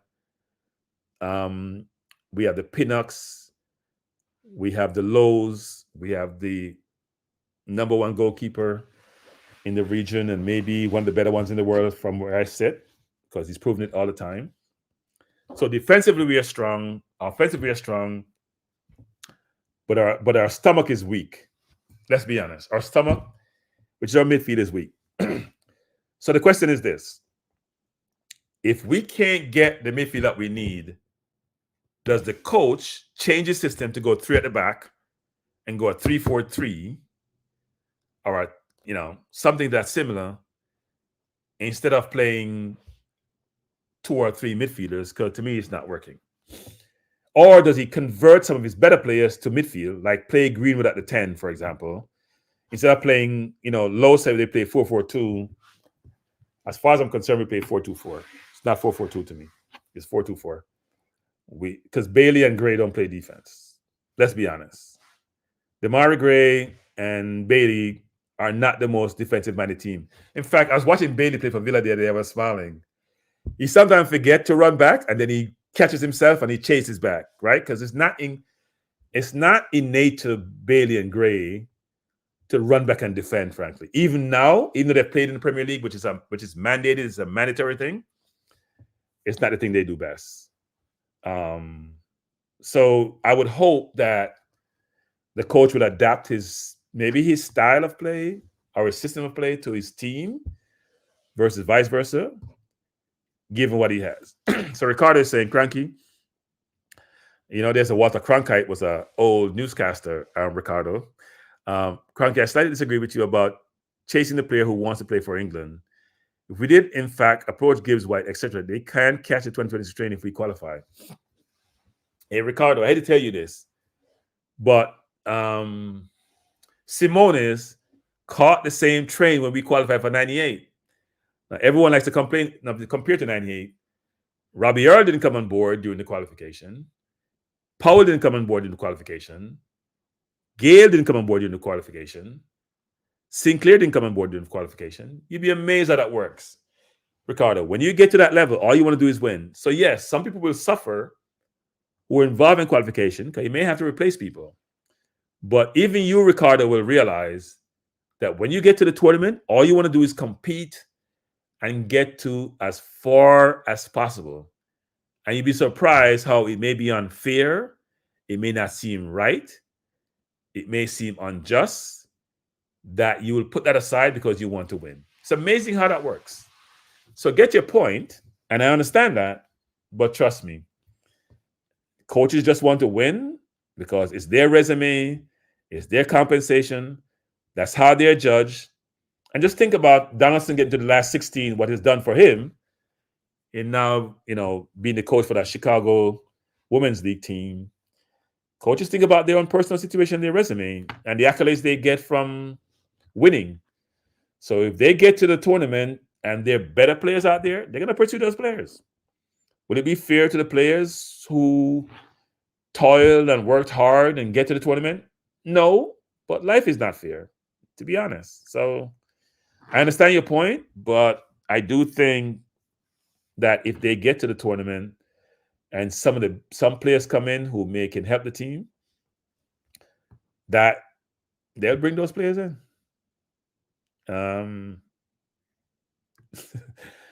Rob, I don't disagree with you, Rob. Well, there's certain players, right? Because I think Robbie Earl is an opportunist, actually. I've heard stories about Robbie Earl, and I think I heard Marcus Gale talking about this. Seems Robbie Earl used Jamaica in that instance instead of being part of the program. So it's unfortunate, but he was a player who was on the cusp of the England team, didn't get to the England team, got into the Jamaica team, but he used Jamaica. So I don't say Robbie Earl came along with Burton. I don't remember Robbie Earl coming along with Burton. I went to the game in DC. I didn't see Robbie Earl on the field. The goal that Burton scored, I don't think so. Or I don't remember that. I don't remember Robbie Earl playing during qualification. I can't remember that. Can't recall that, actually. I was at the game where we beat the US. Was it 1-0? The goal that Burton scored, a one-time shot. I don't remember him coming in. No.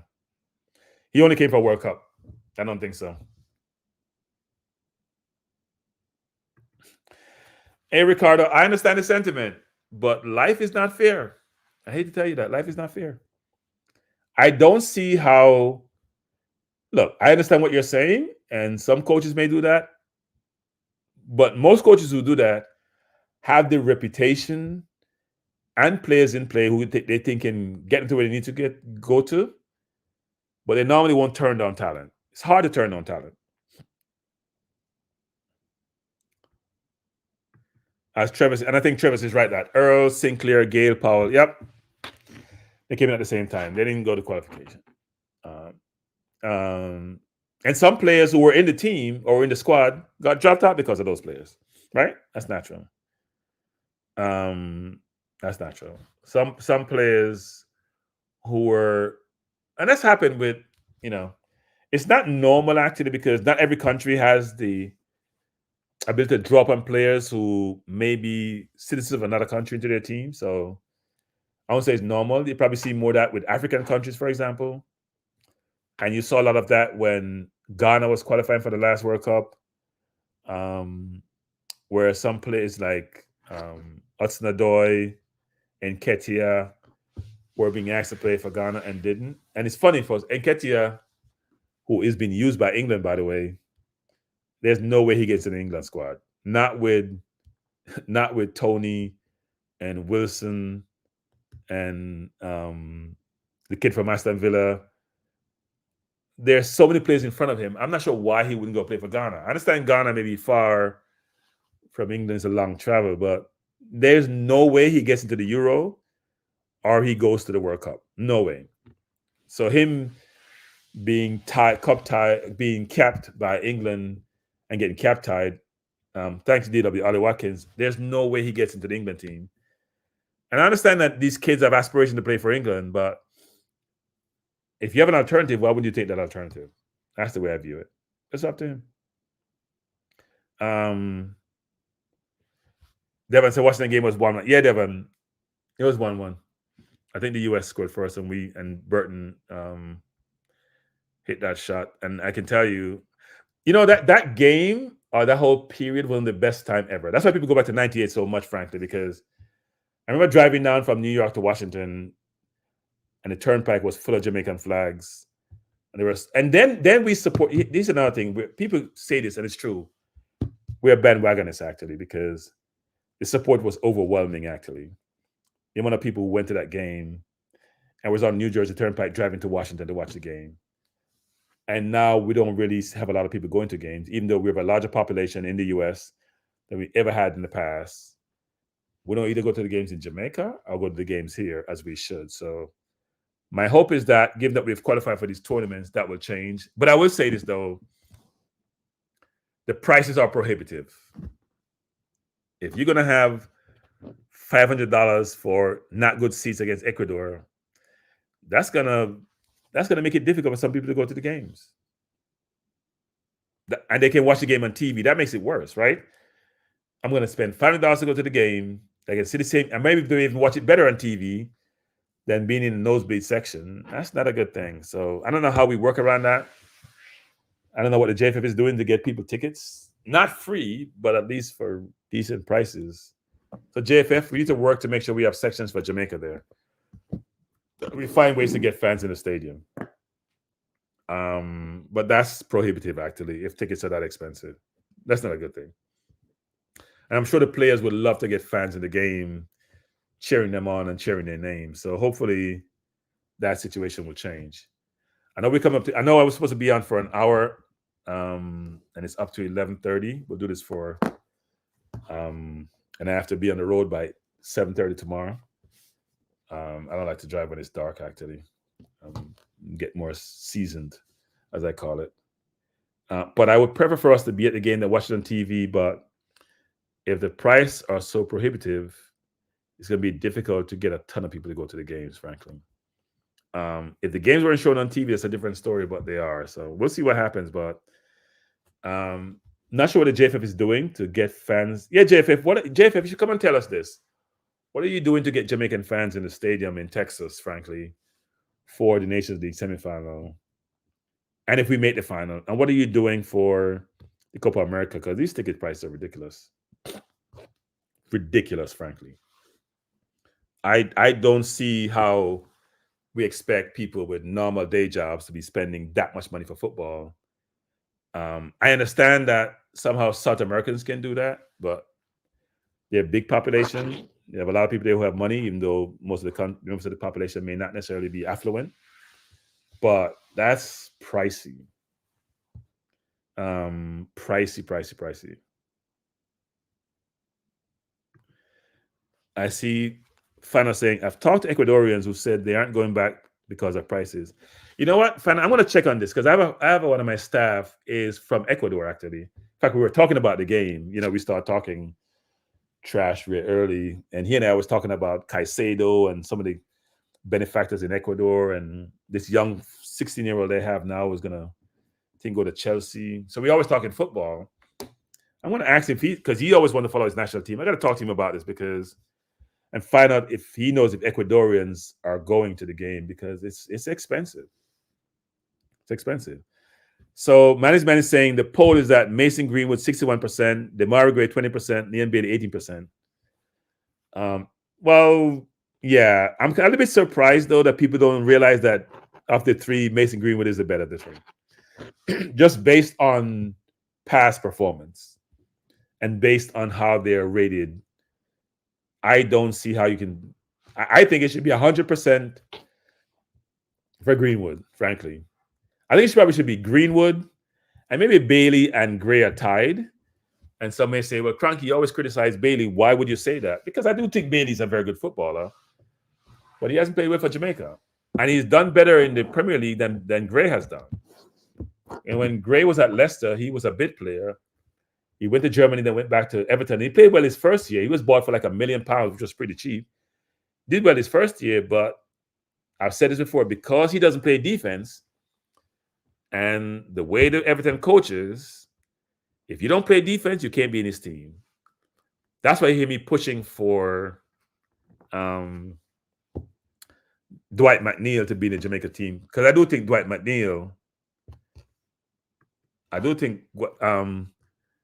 goal tickets was, interesting. I do think Dwight McNeil would be an addition to Jim. Even though he's a left-sided player, a left winger for Everton, I think he could play the 8. And what I love about him is 2 things. One is he can run all day. Well, 3 things. He can run all day. He keeps the ball well. And he puts that ball on a dime. So do you imagine Nicholson or Antonio in the box playing against some 5'8" Ecuadorian and him putting that ball on top of in their forehead exactly to head in the goal? That could be a traditional set play for us if we get a player like that. And I think he would play the 8 really, really well. And him and Gray on the left with, Amari Bell playing behind him and DJ inside, because I think that's what we'll have. However it is, those 3 would be really, really good actually. So I would hope that we can convince him to come join us if he, supposedly have Jamaican heritage, but we'll see what happens. But I think we do need some midfielders.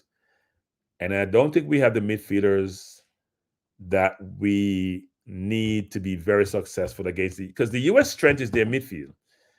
That's why they pursued Balogun so hard because they didn't have the players up front, but they're already stacked in the midfield between Musa and Reina and Adams and McKennie. Their midfield, that's the strongest part of their team. So if you can't match them in the midfield, it becomes difficult to compete with them. That's why they give Mexico such a difficult game. That's why they dominate Mexico of late, because they're so good in the middle of the park. They have 4 players in the middle of the park, and then you have Pulisic playing out, who sometimes plays in the left side as an 8 or plays at the wing or just roams.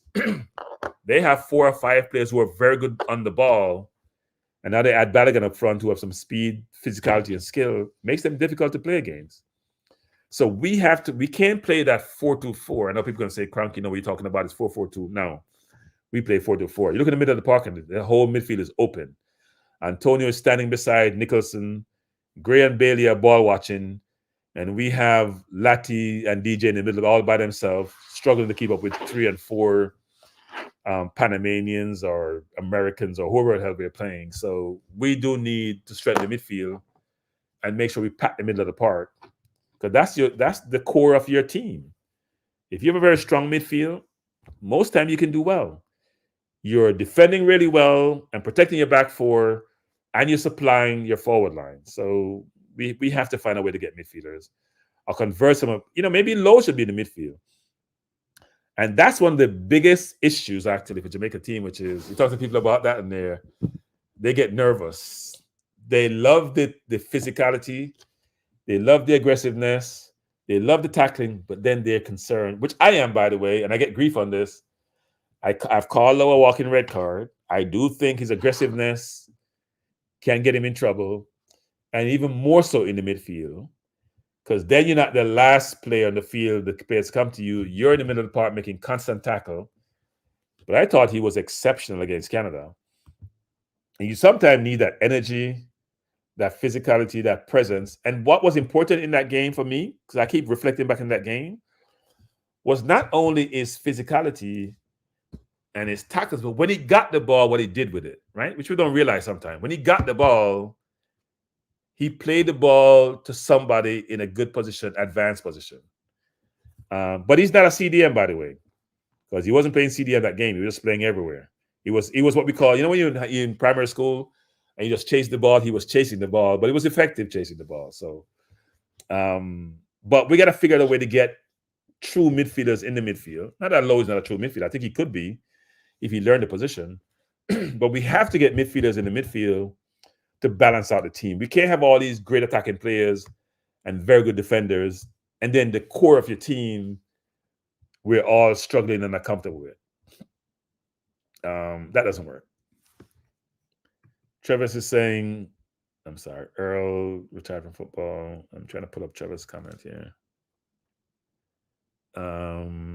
Travis is saying, Kranky, Isaac Hayden and Lewis Baker are the two missing pieces in the CDM. I don't know if they're missing Travis. I am not convinced about these two players. No, I don't know Lewis Baker that well. I watched Isaac Hayden a lot. Isaac Hayden came to the Arsenal system. I think he played one game for us, got injured, then ended up at Newcastle. He played a lot for Newcastle until they got better, and then they moved him out on loan. He may have seen his better days, frankly. He's probably about 30 now, I would think. I think he's seen his better days. Decent player, intelligent player, smart player. I don't think we have moved along as a country and as a team. I think we have passed Hayden. Would he do better than what we have now? Possibly. But I think the team has gotten so much better. We need players at equivalent level. If we're talking about the Greenwoods of the world, I don't think people realize how good Greenwood is, We're talking about the Greenwoods of the world. We're talking about players which have the potential, potential to be elite. And if that's the case, then we have to get players at similar ilk to support them. So I'm not sure Aiden is. I haven't seen Lewis Baker play enough. I know he was in the Chelsea system at one point, but I'm not sure. I don't think either of them are the answer, frankly. Kevin is saying Isaac is 28. I thought Isaac was about 30 now. It seems like he's been 28 for like 3 years. But I remember him playing for Arsenal between CDM and centre back at one point. He did decent for us, but didn't play a lot of games because he got injured and the team got better and he got moved out. And he played a lot for Newcastle when they weren't good, by the way. And when they got good, they moved him out. So, but I'm not sure he's the answer. And he's not the most mobile player either, right? But my hope is that what we should be doing, frankly, is doing a lot of scouting for players of Jamaican nationality or Jamaican lineage who can play in the midfield. I'm always saying, you hear me say this 101 times, which is this.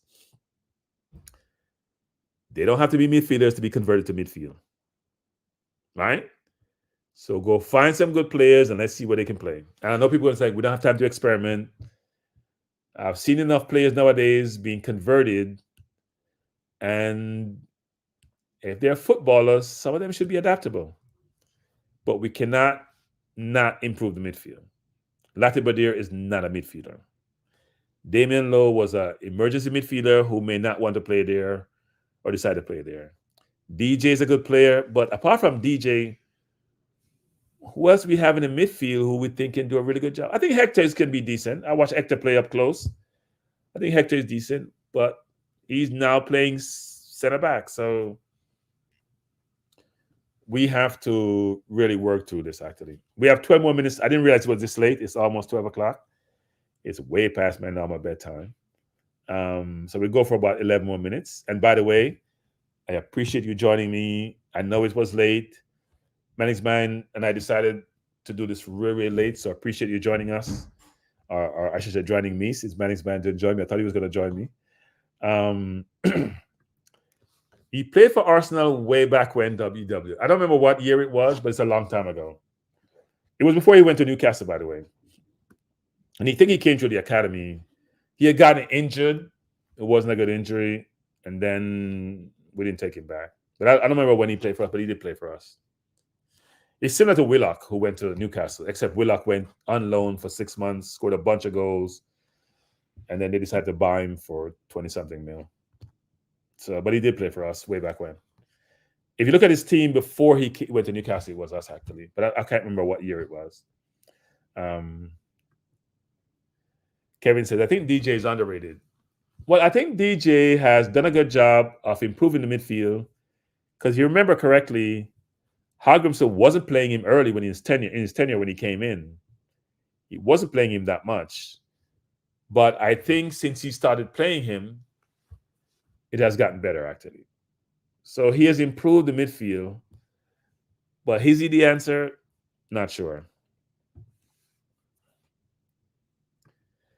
So Nitro is saying, Kranky, Latty's playing that role for Coventry, role well for Coventry. Maybe he's learning the role. I would look at the John Sterling at Rangers, who's playing in CDM, not RB. I haven't seen I don't really watch Scottish football, I will admit.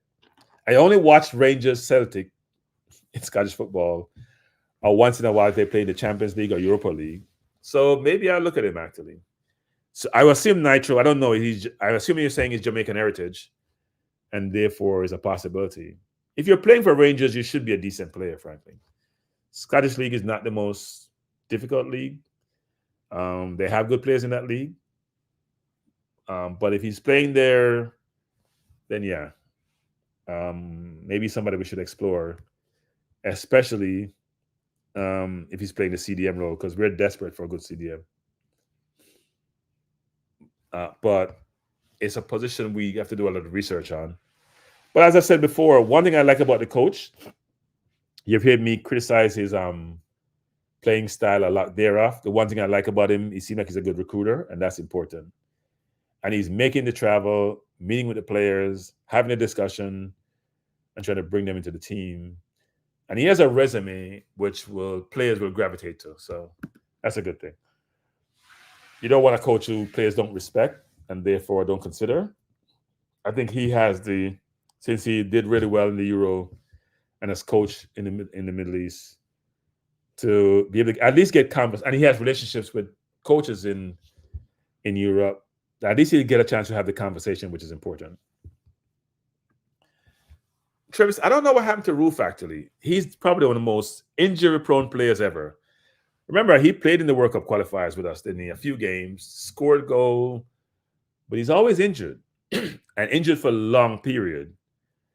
And maybe players like him should just stay with his club team because, frankly, he's getting to that point now where, your livelihood is probably most important. And the question is, would he get into the team? I don't think he'd get into this team.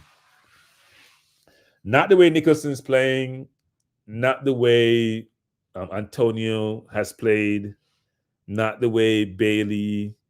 Because think about it. If you're playing a 4-4-2, something what Hagrimson does, he plays Antonio Nicholson or Antonio Bailey or Bailey Nicholson, right? He does have some flexibility with that. And he can play Bobby Reed out right and play Gray on the left. And if we can ever get Greenwood in, and that I don't want to talk a lot about that because I don't like to talk about players unless they're here. But say Greenwood come in, Greenwood can play anywhere across the front line. So, but Roof is always injured. Every time I see Roof, he plays a game and then he's no longer in the team. Even though I watch Scottish football, I do try to get information on Jamaican players or players with Jamaican heritage. So, yeah.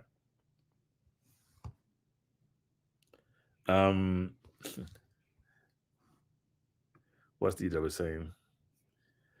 Kranky, Coach Hagrimson goes back to our philosophy discussion. He's going to do what he does. Yeah. And I sometimes disagree with coaches who are not adaptable. They're one-dimensional.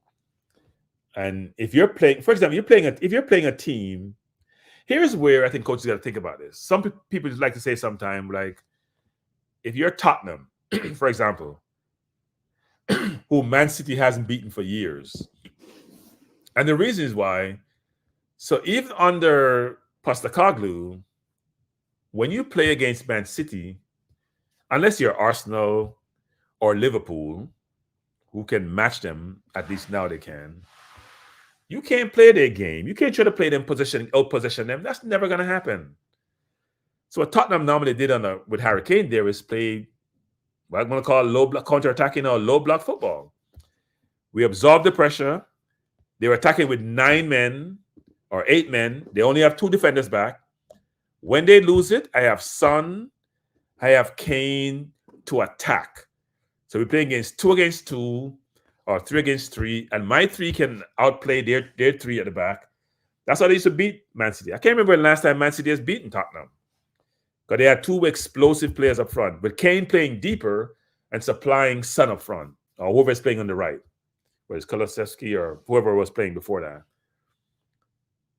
If you're Jamaica and you're playing the US, for example, you're going to be forced to play more counter-attacking than match them possession for possession, unless we get a midfield to do so, because right now we can't do that. So then you want to play counter-attacking football. Let them pressure you. Let them come deep in your half. When you get it, then it's a race to their end of the field.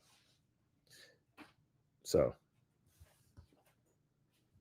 I don't buy the notion that you have to just stick to your philosophy 24/7, even when you know you're going to lose, like we see with Emery, with Villa the other day, or we see with Postecoglou playing against Chelsea. That's just not smart. I'm sorry. I don't care what their reputation is. It's not smart. Makes no sense. And the results sort of justify my perspective on that. And some coaches may tinker too much, like Guardiola used to do in the Champions League, or they may not tinker enough because they're sticking to their philosophy, like Bielsa does, which got him fired. Bielsa used to play attacking football 24/7. Even when the team is much better than him, fitter than his team, more skillful, more possession-based, he's playing breakneck speed. He loses the ball. He gives up goals. And he say, I'm not changing. And at one point, the owner says, we have to change you because you're not changing. And the results are not changing. So who knows? So we are 3 minutes from the end of the show. It's almost 12 o'clock. I'm not sure I've stayed up this late I've stayed up this late during the holiday period, but not on a show per se. But I do appreciate each of you joining me this evening. It's been fun talking football, which I love to do. As I've said before, I don't really watch regular TV anymore. I spend more time listening to these programs and on YouTube because it's so much more fun just to talk sports I love, even though I probably was not that good at it. But I love watching football. I love talking football. And I used to love playing football. But I'm really interested in your perspective as it relates to how you think we're going to do. We can talk about it next time we speak in the Nations League and in the Copa America. But not only how you think we're going to do, but why you think we're going to do, how you think we're going to do. Right. Travis Lee Young said, Kranky, you can do 30 more minutes. Hey, people have no sympathy in a star. But that part, have no sympathy star. It is, all right, I'll do 15 more minutes. I'll go halfway. It is almost 12 o'clock. And I told you I got to get up and drive 13 hours tomorrow. But I'm not sure I'm going to drive 13 hours. I may stop along the way and just stay in a hotel because as I reach my 6-hour mark, I start slowing down when I drive. But I am really interested in people. You know what? Maybe do that now. Tell me how you think we're going to be doing. Let me get some of your comments at the Nations League. We'll start with first.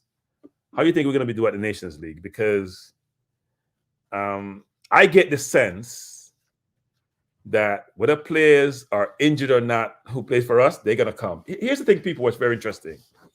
So, you know, sometimes players will calling and say their toe hurts and their knee hurts and their back hurts because they just want to come to a window. Some players do that. Let's be fair, right? They may be tired of a slight injury. I bet that in this Nations League window coming up, they all are turning up. And I bet for Copa America, they're going to all figure out a way to get here. It must be a really bad injury for them not to turn up. Why do I say that? You're in the semifinal of a league. If you love your brand, you want to win, you're turning up.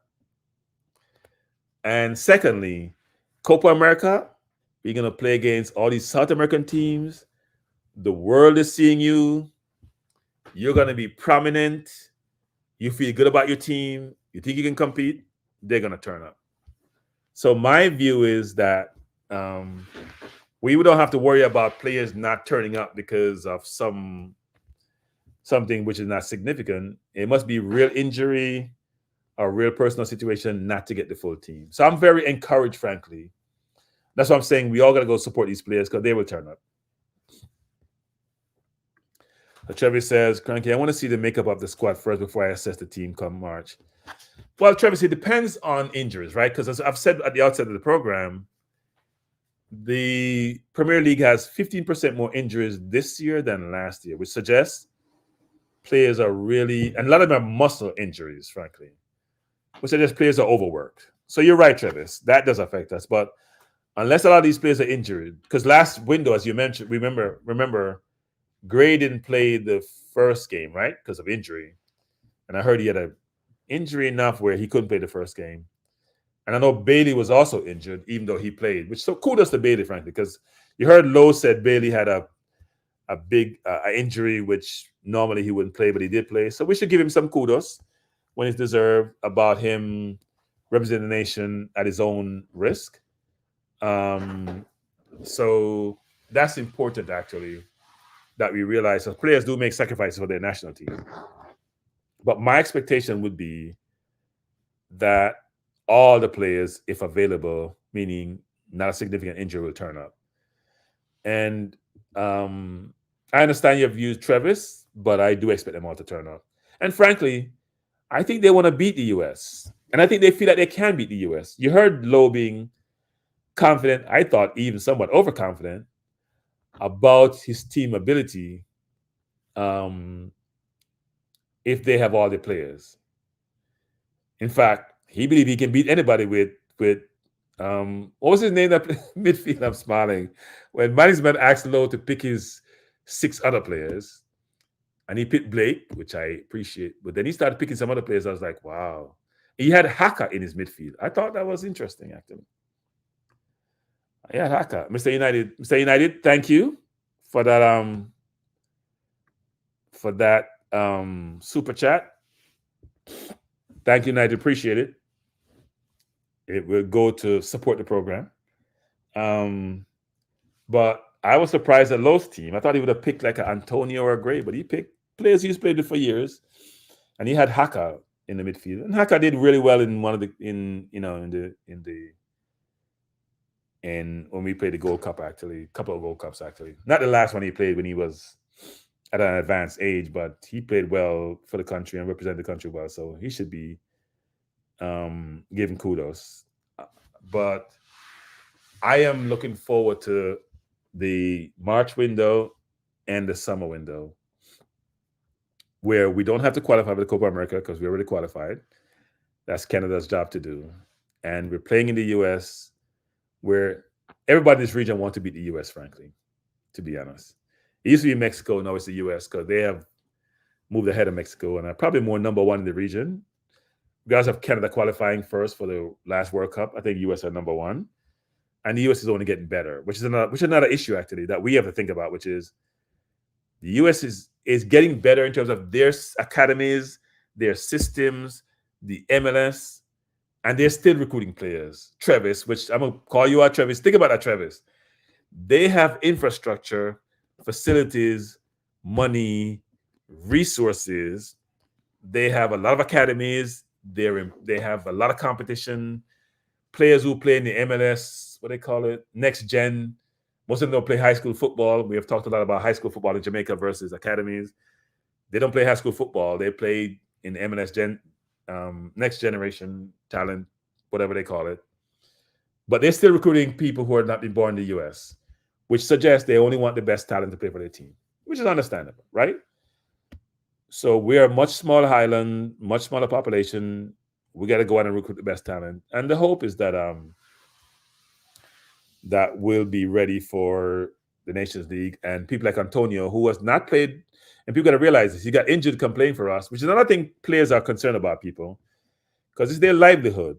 They come play for the national team, they get injured. When they go back, their club team may not look as favorable on them as they normally would. You've heard a lot of club teams, whether overtly or covertly, say they don't want players from Africa to play for their team because they have the Africans Cup of Nation where they're going for a month, and that's a big deal for them. So I remember some West Ham coach saying that one time, and it was a big issue, actually.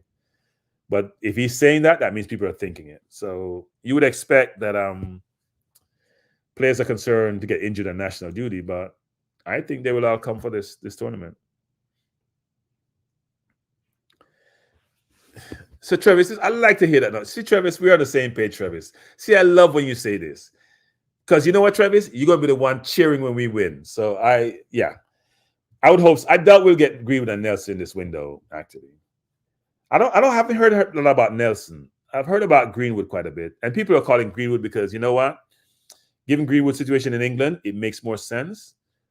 I don't think Nelson would be averse to that, but I'm not sure how well he is. I know the last time Cecil was on, I think Cecil was with Eddie Gooner. He mentioned something about Nelson working his papers. I haven't heard a ton about that. But it's not only forwards. We need less. We have less need for forwards, even though Greenwood would be a brilliant addition. Then we need midfielders and say a right back, for example.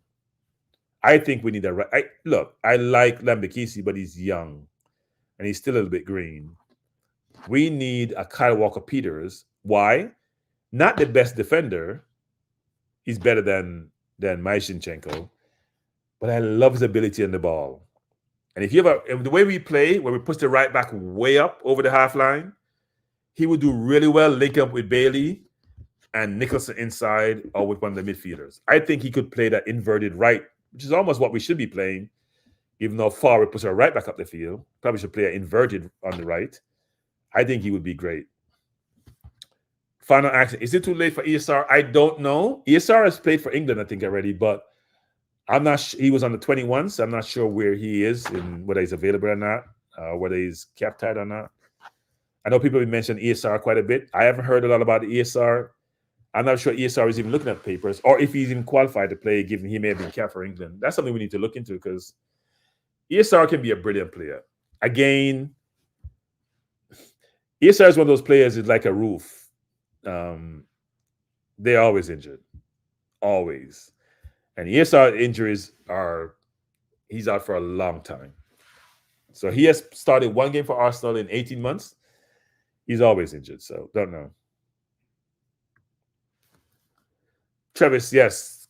KWP can play right, left back. And he was at Spurs for a while, where he also played right back. He's a really good offensive player. May not be the best defender, but really good offensive. And can act like a right midfielder. I think he'd be perfect to be that inverted player, actually. Lee Young says Smith Rowe is captain. I thought he was.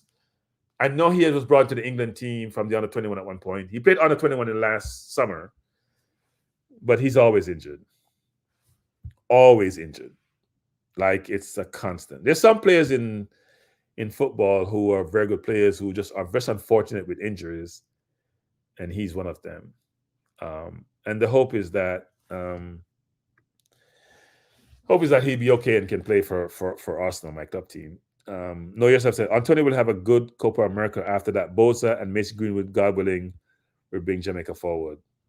I don't know. You know what? It's interesting. Like Antonio didn't score in the Gold Cup, and he didn't get a lot of grief. He didn't get a lot of criticism, which I find interesting. I could think about it. So everybody else scored in the Gold Cup, apart from at least up front. I think everyone else scored. Even Russell scored. Even Bernard scored. And our center forward is probably the only one. Was there anybody who didn't score apart from Antonio? That's an interesting one. Antonio doesn't get a lot of grief from Jamaica, and he probably deserves some grief, actually. No, we love his link-up play. We love how he bullied defenders. But he's not a great goal scorer. He's a scorer of great goals. He's not a great goal scorer. And he needs to put the ball in the net for us, frankly, more frequently. He needs to get some tap-ins or some headers, but he needs to, Nicholson is scoring more for Jamaica, even though he had a struggle. He had a struggle up until the Gold Cup, and then in the Gold Cup he struggled, but subsequently he's been scoring goals. Antonio needs to start scoring. Else he should be on the bench. Rob Simmons says, no, Rob, I can't remember a shot on target. And like I said before, Antonio should start getting grief if he's not producing. Now, look, when he plays, he does add value, right? We have to agree with that. But as a center forward, like we've been talking about with Jesus, you need to put the ball in the net. That's what your job is. That's your primary job.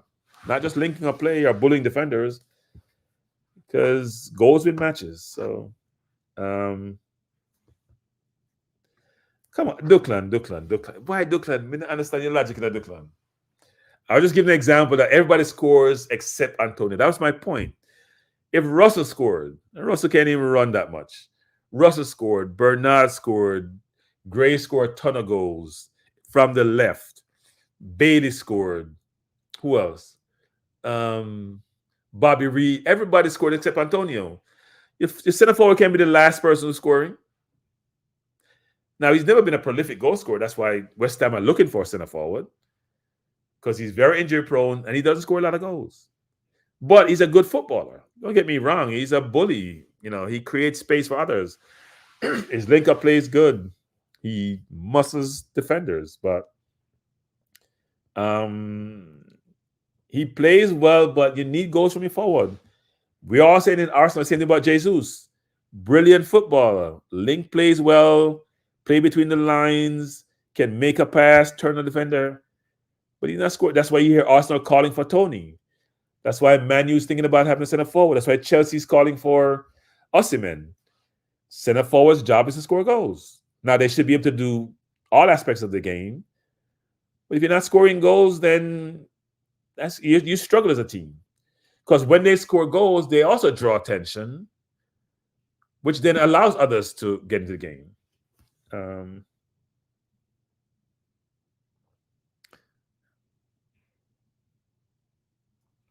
I'm not sure MPEC. Who's KTA MPEC? I think I missed that. Maybe I missed that acronym. Father said maybe we should bring. Wait. Maybe we should. Where did Father said? Maybe we should bring Anthony back to right back. I think his right back days are over. Even though I did see West Ham do that in one game he played.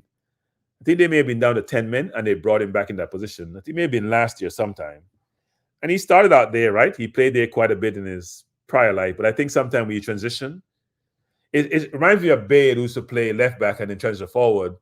And you really see Bale running back to help defensively. Some players just transition to a different position and they don't play the position they were previously, where they started out as well as you'd expect them to. I provided support. You went to. Oh, Keto Taylor Hart. Oh, I don't know what happened to Keto, actually. I think Keto is all done. He was on loan. They were calling him back. But he fell off the radar, right? At one point, he was talking about joining Jamaica, but Keto can't get into this team now anyway. So I don't think Keto can get into the team. I don't think Hutchinson can get into this team. I seen Hutchinson came on today. Got about 15, 20 minutes. I don't think Hutchinson can get into this team. If you bring in Nelson's and Greenwoods, if you can get them to come join, along with who we have now, Hutchinson just get into this team. He's lucky if he makes the bench. Give how much offensive player we'll have. So, yeah, I don't know what happened to Keto Taylor Hart impact. I know there was another kid, Edwards, who plays for the under 23, I think it is, who was talking about getting his papers. Not sure what happened to him, actually. But he was also another player with a lot of potential. But haven't heard anything or seen anything from him, actually.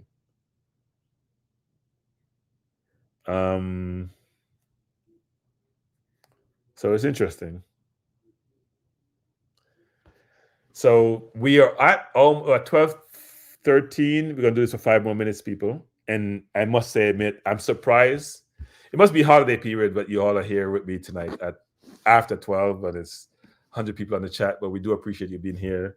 And thanks again, my nemesis, Mr. Manu, for that super chat. Appreciate it. But it's going to be interesting going forward to see how many other players come and join us. Mr. United saying Hutchinson should stay when we need him most. Yeah, look, I think Hutchinson is interesting. He was at Arsenal. He went to Chelsea. They sent him out on loan. He had a lot of good reputation when he was much younger. But sometimes when you're young and you show a certain skill set, it may not manifest itself when you get to be much older and you're playing against adults, right? So I think a little bit of that applied to Hutchinson. Started off really, really good as a young kid, really skillful, does really well. But between now and the next 2 years will define where he ends up, because his progress has not gone as I would expect. I thought he would have gotten to the Arsenal, at least not starting 11, but regular on the bench. He was on the bench for a few games last season. But Arteta does that with, and maybe it's Arteta too. He does that with a lot of the academy players because their contracts are coming up soon. So he keeps them there to make them feel good. So I don't know. But look, I have said this and I'm not taking it back. I think Hutchinson has been, some people say, well, Kranky, you're speculating too much about the rationale for him not taking this call up. I think he's hedging his bet. And nothing wrong with that. He has to make a decision about his future. But that's just my view. I think he's hedging his bet that's great to Jamaica versus England. But I think he has a long way to go to get into the England team. Because what people have to realize is that England is producing a lot of footballers. I'm not sure people realize that. A lot of good young footballers. They're coming through like crazy. You know, you think about the team they have now, then outside of that team, you know, with the Bellinghams and the Madisons and the Rice and the Saka, they have a lot of young players who can make up the core of that team. And then they're bringing through a number of players who see playing well, right? If you look at their forward line, for example, that's why I say Nketiah will not get into that team. So if you're a young player, you have to gauge, am I at the level of these other competition? If you're confident in yourself, you may say, I'm going to wait. But some players don't want to wait, so it should be interesting. Finally saying, most Arsenal Academy players should leave Arsenal. Saka broke through because we were really bad. We see his limits now. Well, I don't think so. Saka is extremely well rated in England. The view on Saka is he's almost world class. Now, if you go outside of England, not everyone has the same view. Especially for Arsenal fans, and in England, he's highly rated. Now, if you see him play up close, you may have a different view of being on TV sometimes. But I think he has a lot of limitations, actually. A very good player, don't get me wrong. His best attribute is his decision-making. Like, he's always thinking when he has the ball. But he doesn't get by people, which makes it difficult. And when he plays against the Man Cities, he gets locked down all the time. That's why we struggle, because on the left, Martinelli's not playing well. Saka is not playing that well either, even though his stats are great. So it makes it interesting.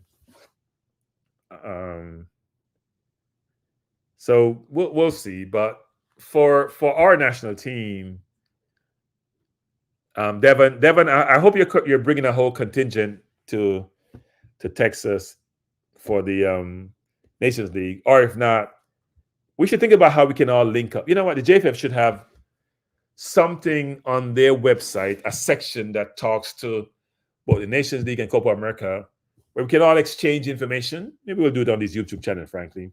We got to come up with something where we can all exchange information, what people are doing. People are going to be staying, how they get transportation to get there, tickets, all that, sections we're going to be in. We need to start something, because I haven't heard of anything starting. And I was looking for tickets when I first started that. I'm like, I want to be in the Jamaica section.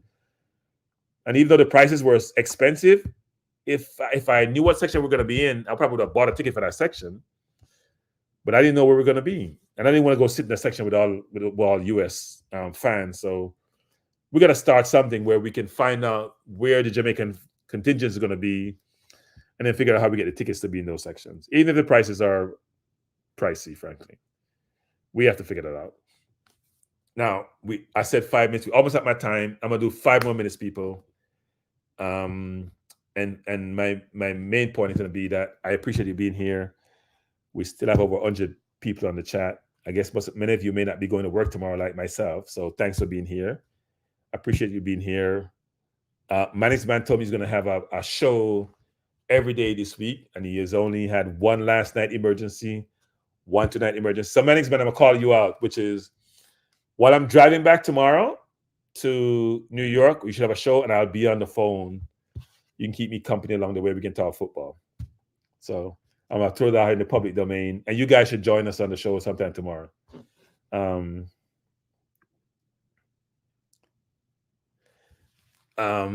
said, Kranky, that's what Reggae Boys supporters should be doing.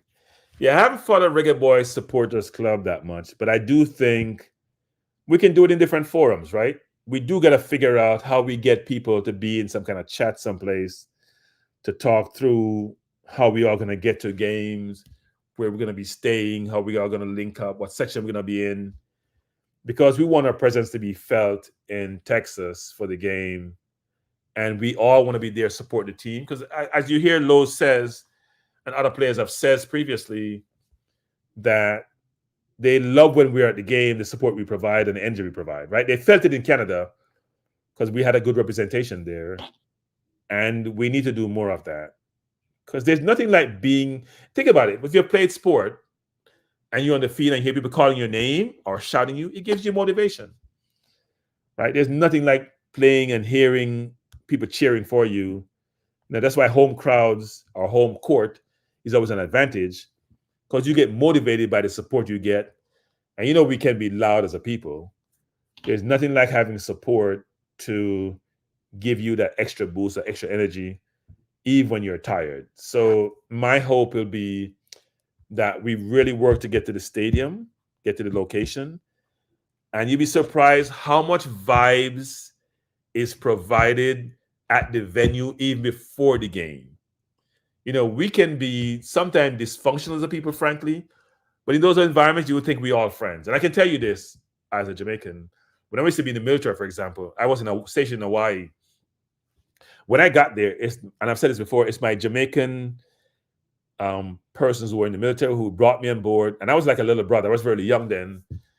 We were one big family. We went to each other's house. We cooked. We got along. We dominated the soccer team. We all played on the same team. They taught me how to drive. It was amazing when you were part of a contingent in a foreign location and you meet people of similar ilk, how we all sort of coalesce and get together and support each other. So my hope is that side of situation will manifest itself at the game in Texas, and we'll all come together as one community. And I know there are a lot of Jamaicans who live in Texas also. They also will come to the game. So JFF, promote the game, and all these forums we have, and JFF and Reggae Boy Supporters Club, pre-promote the game. Let's find a way how we can all convene to get there and support the team. All right? 12:22. I don't like to sign off on 12:30 or 12:25. I think people do that too much. So I want to say, everyone, thanks for being here. I love you being here. It was great having you. And Manning's man, I'm not sure if you're still awake, but if you are, you need to close this program down, because I have no idea how to shut this down. But I hope you have a program tomorrow, Manning's man, whereby we can talk some more football, actually. And maybe you can have some inside information you may want to share with us, which you're planning to do. So I see something here from Mikhail saying, Jamaican planning on attending Nations League finals in March. I mean semifinals, because finals is the next game. Sections 211 to 216. You know what? Let me write that down. Save 16 have been designated for Jamaican fans. Now, is that a good section? Because I talk pattern, I struggle with the bad section. So I'm going to look that up tomorrow, because I struggle with going to a section where I can't see the game really well. I like to be in the halfway line where I can see the entire field, both sides. So people, take this down, 211 to 216. I guess the U.S. may have designated that for us. So if the bad section, I got to figure out how to get tickets there. So everyone, as Manning's man always say, it's good having, this is my thing, and then put Manning's man. It's good having you. We appreciate you being here. Please hit the like button while you're here or when you're leaving. And we are over and we are out. Boom, check it out. I don't know it's Jason. I'm a represent for I Am Sure Sports. For the latest news and updates, check out I Am Sure Sports. Make sure you go to the YouTube channel, subscribe and share. Jason representing I Am Sure. I Am Sure Sports.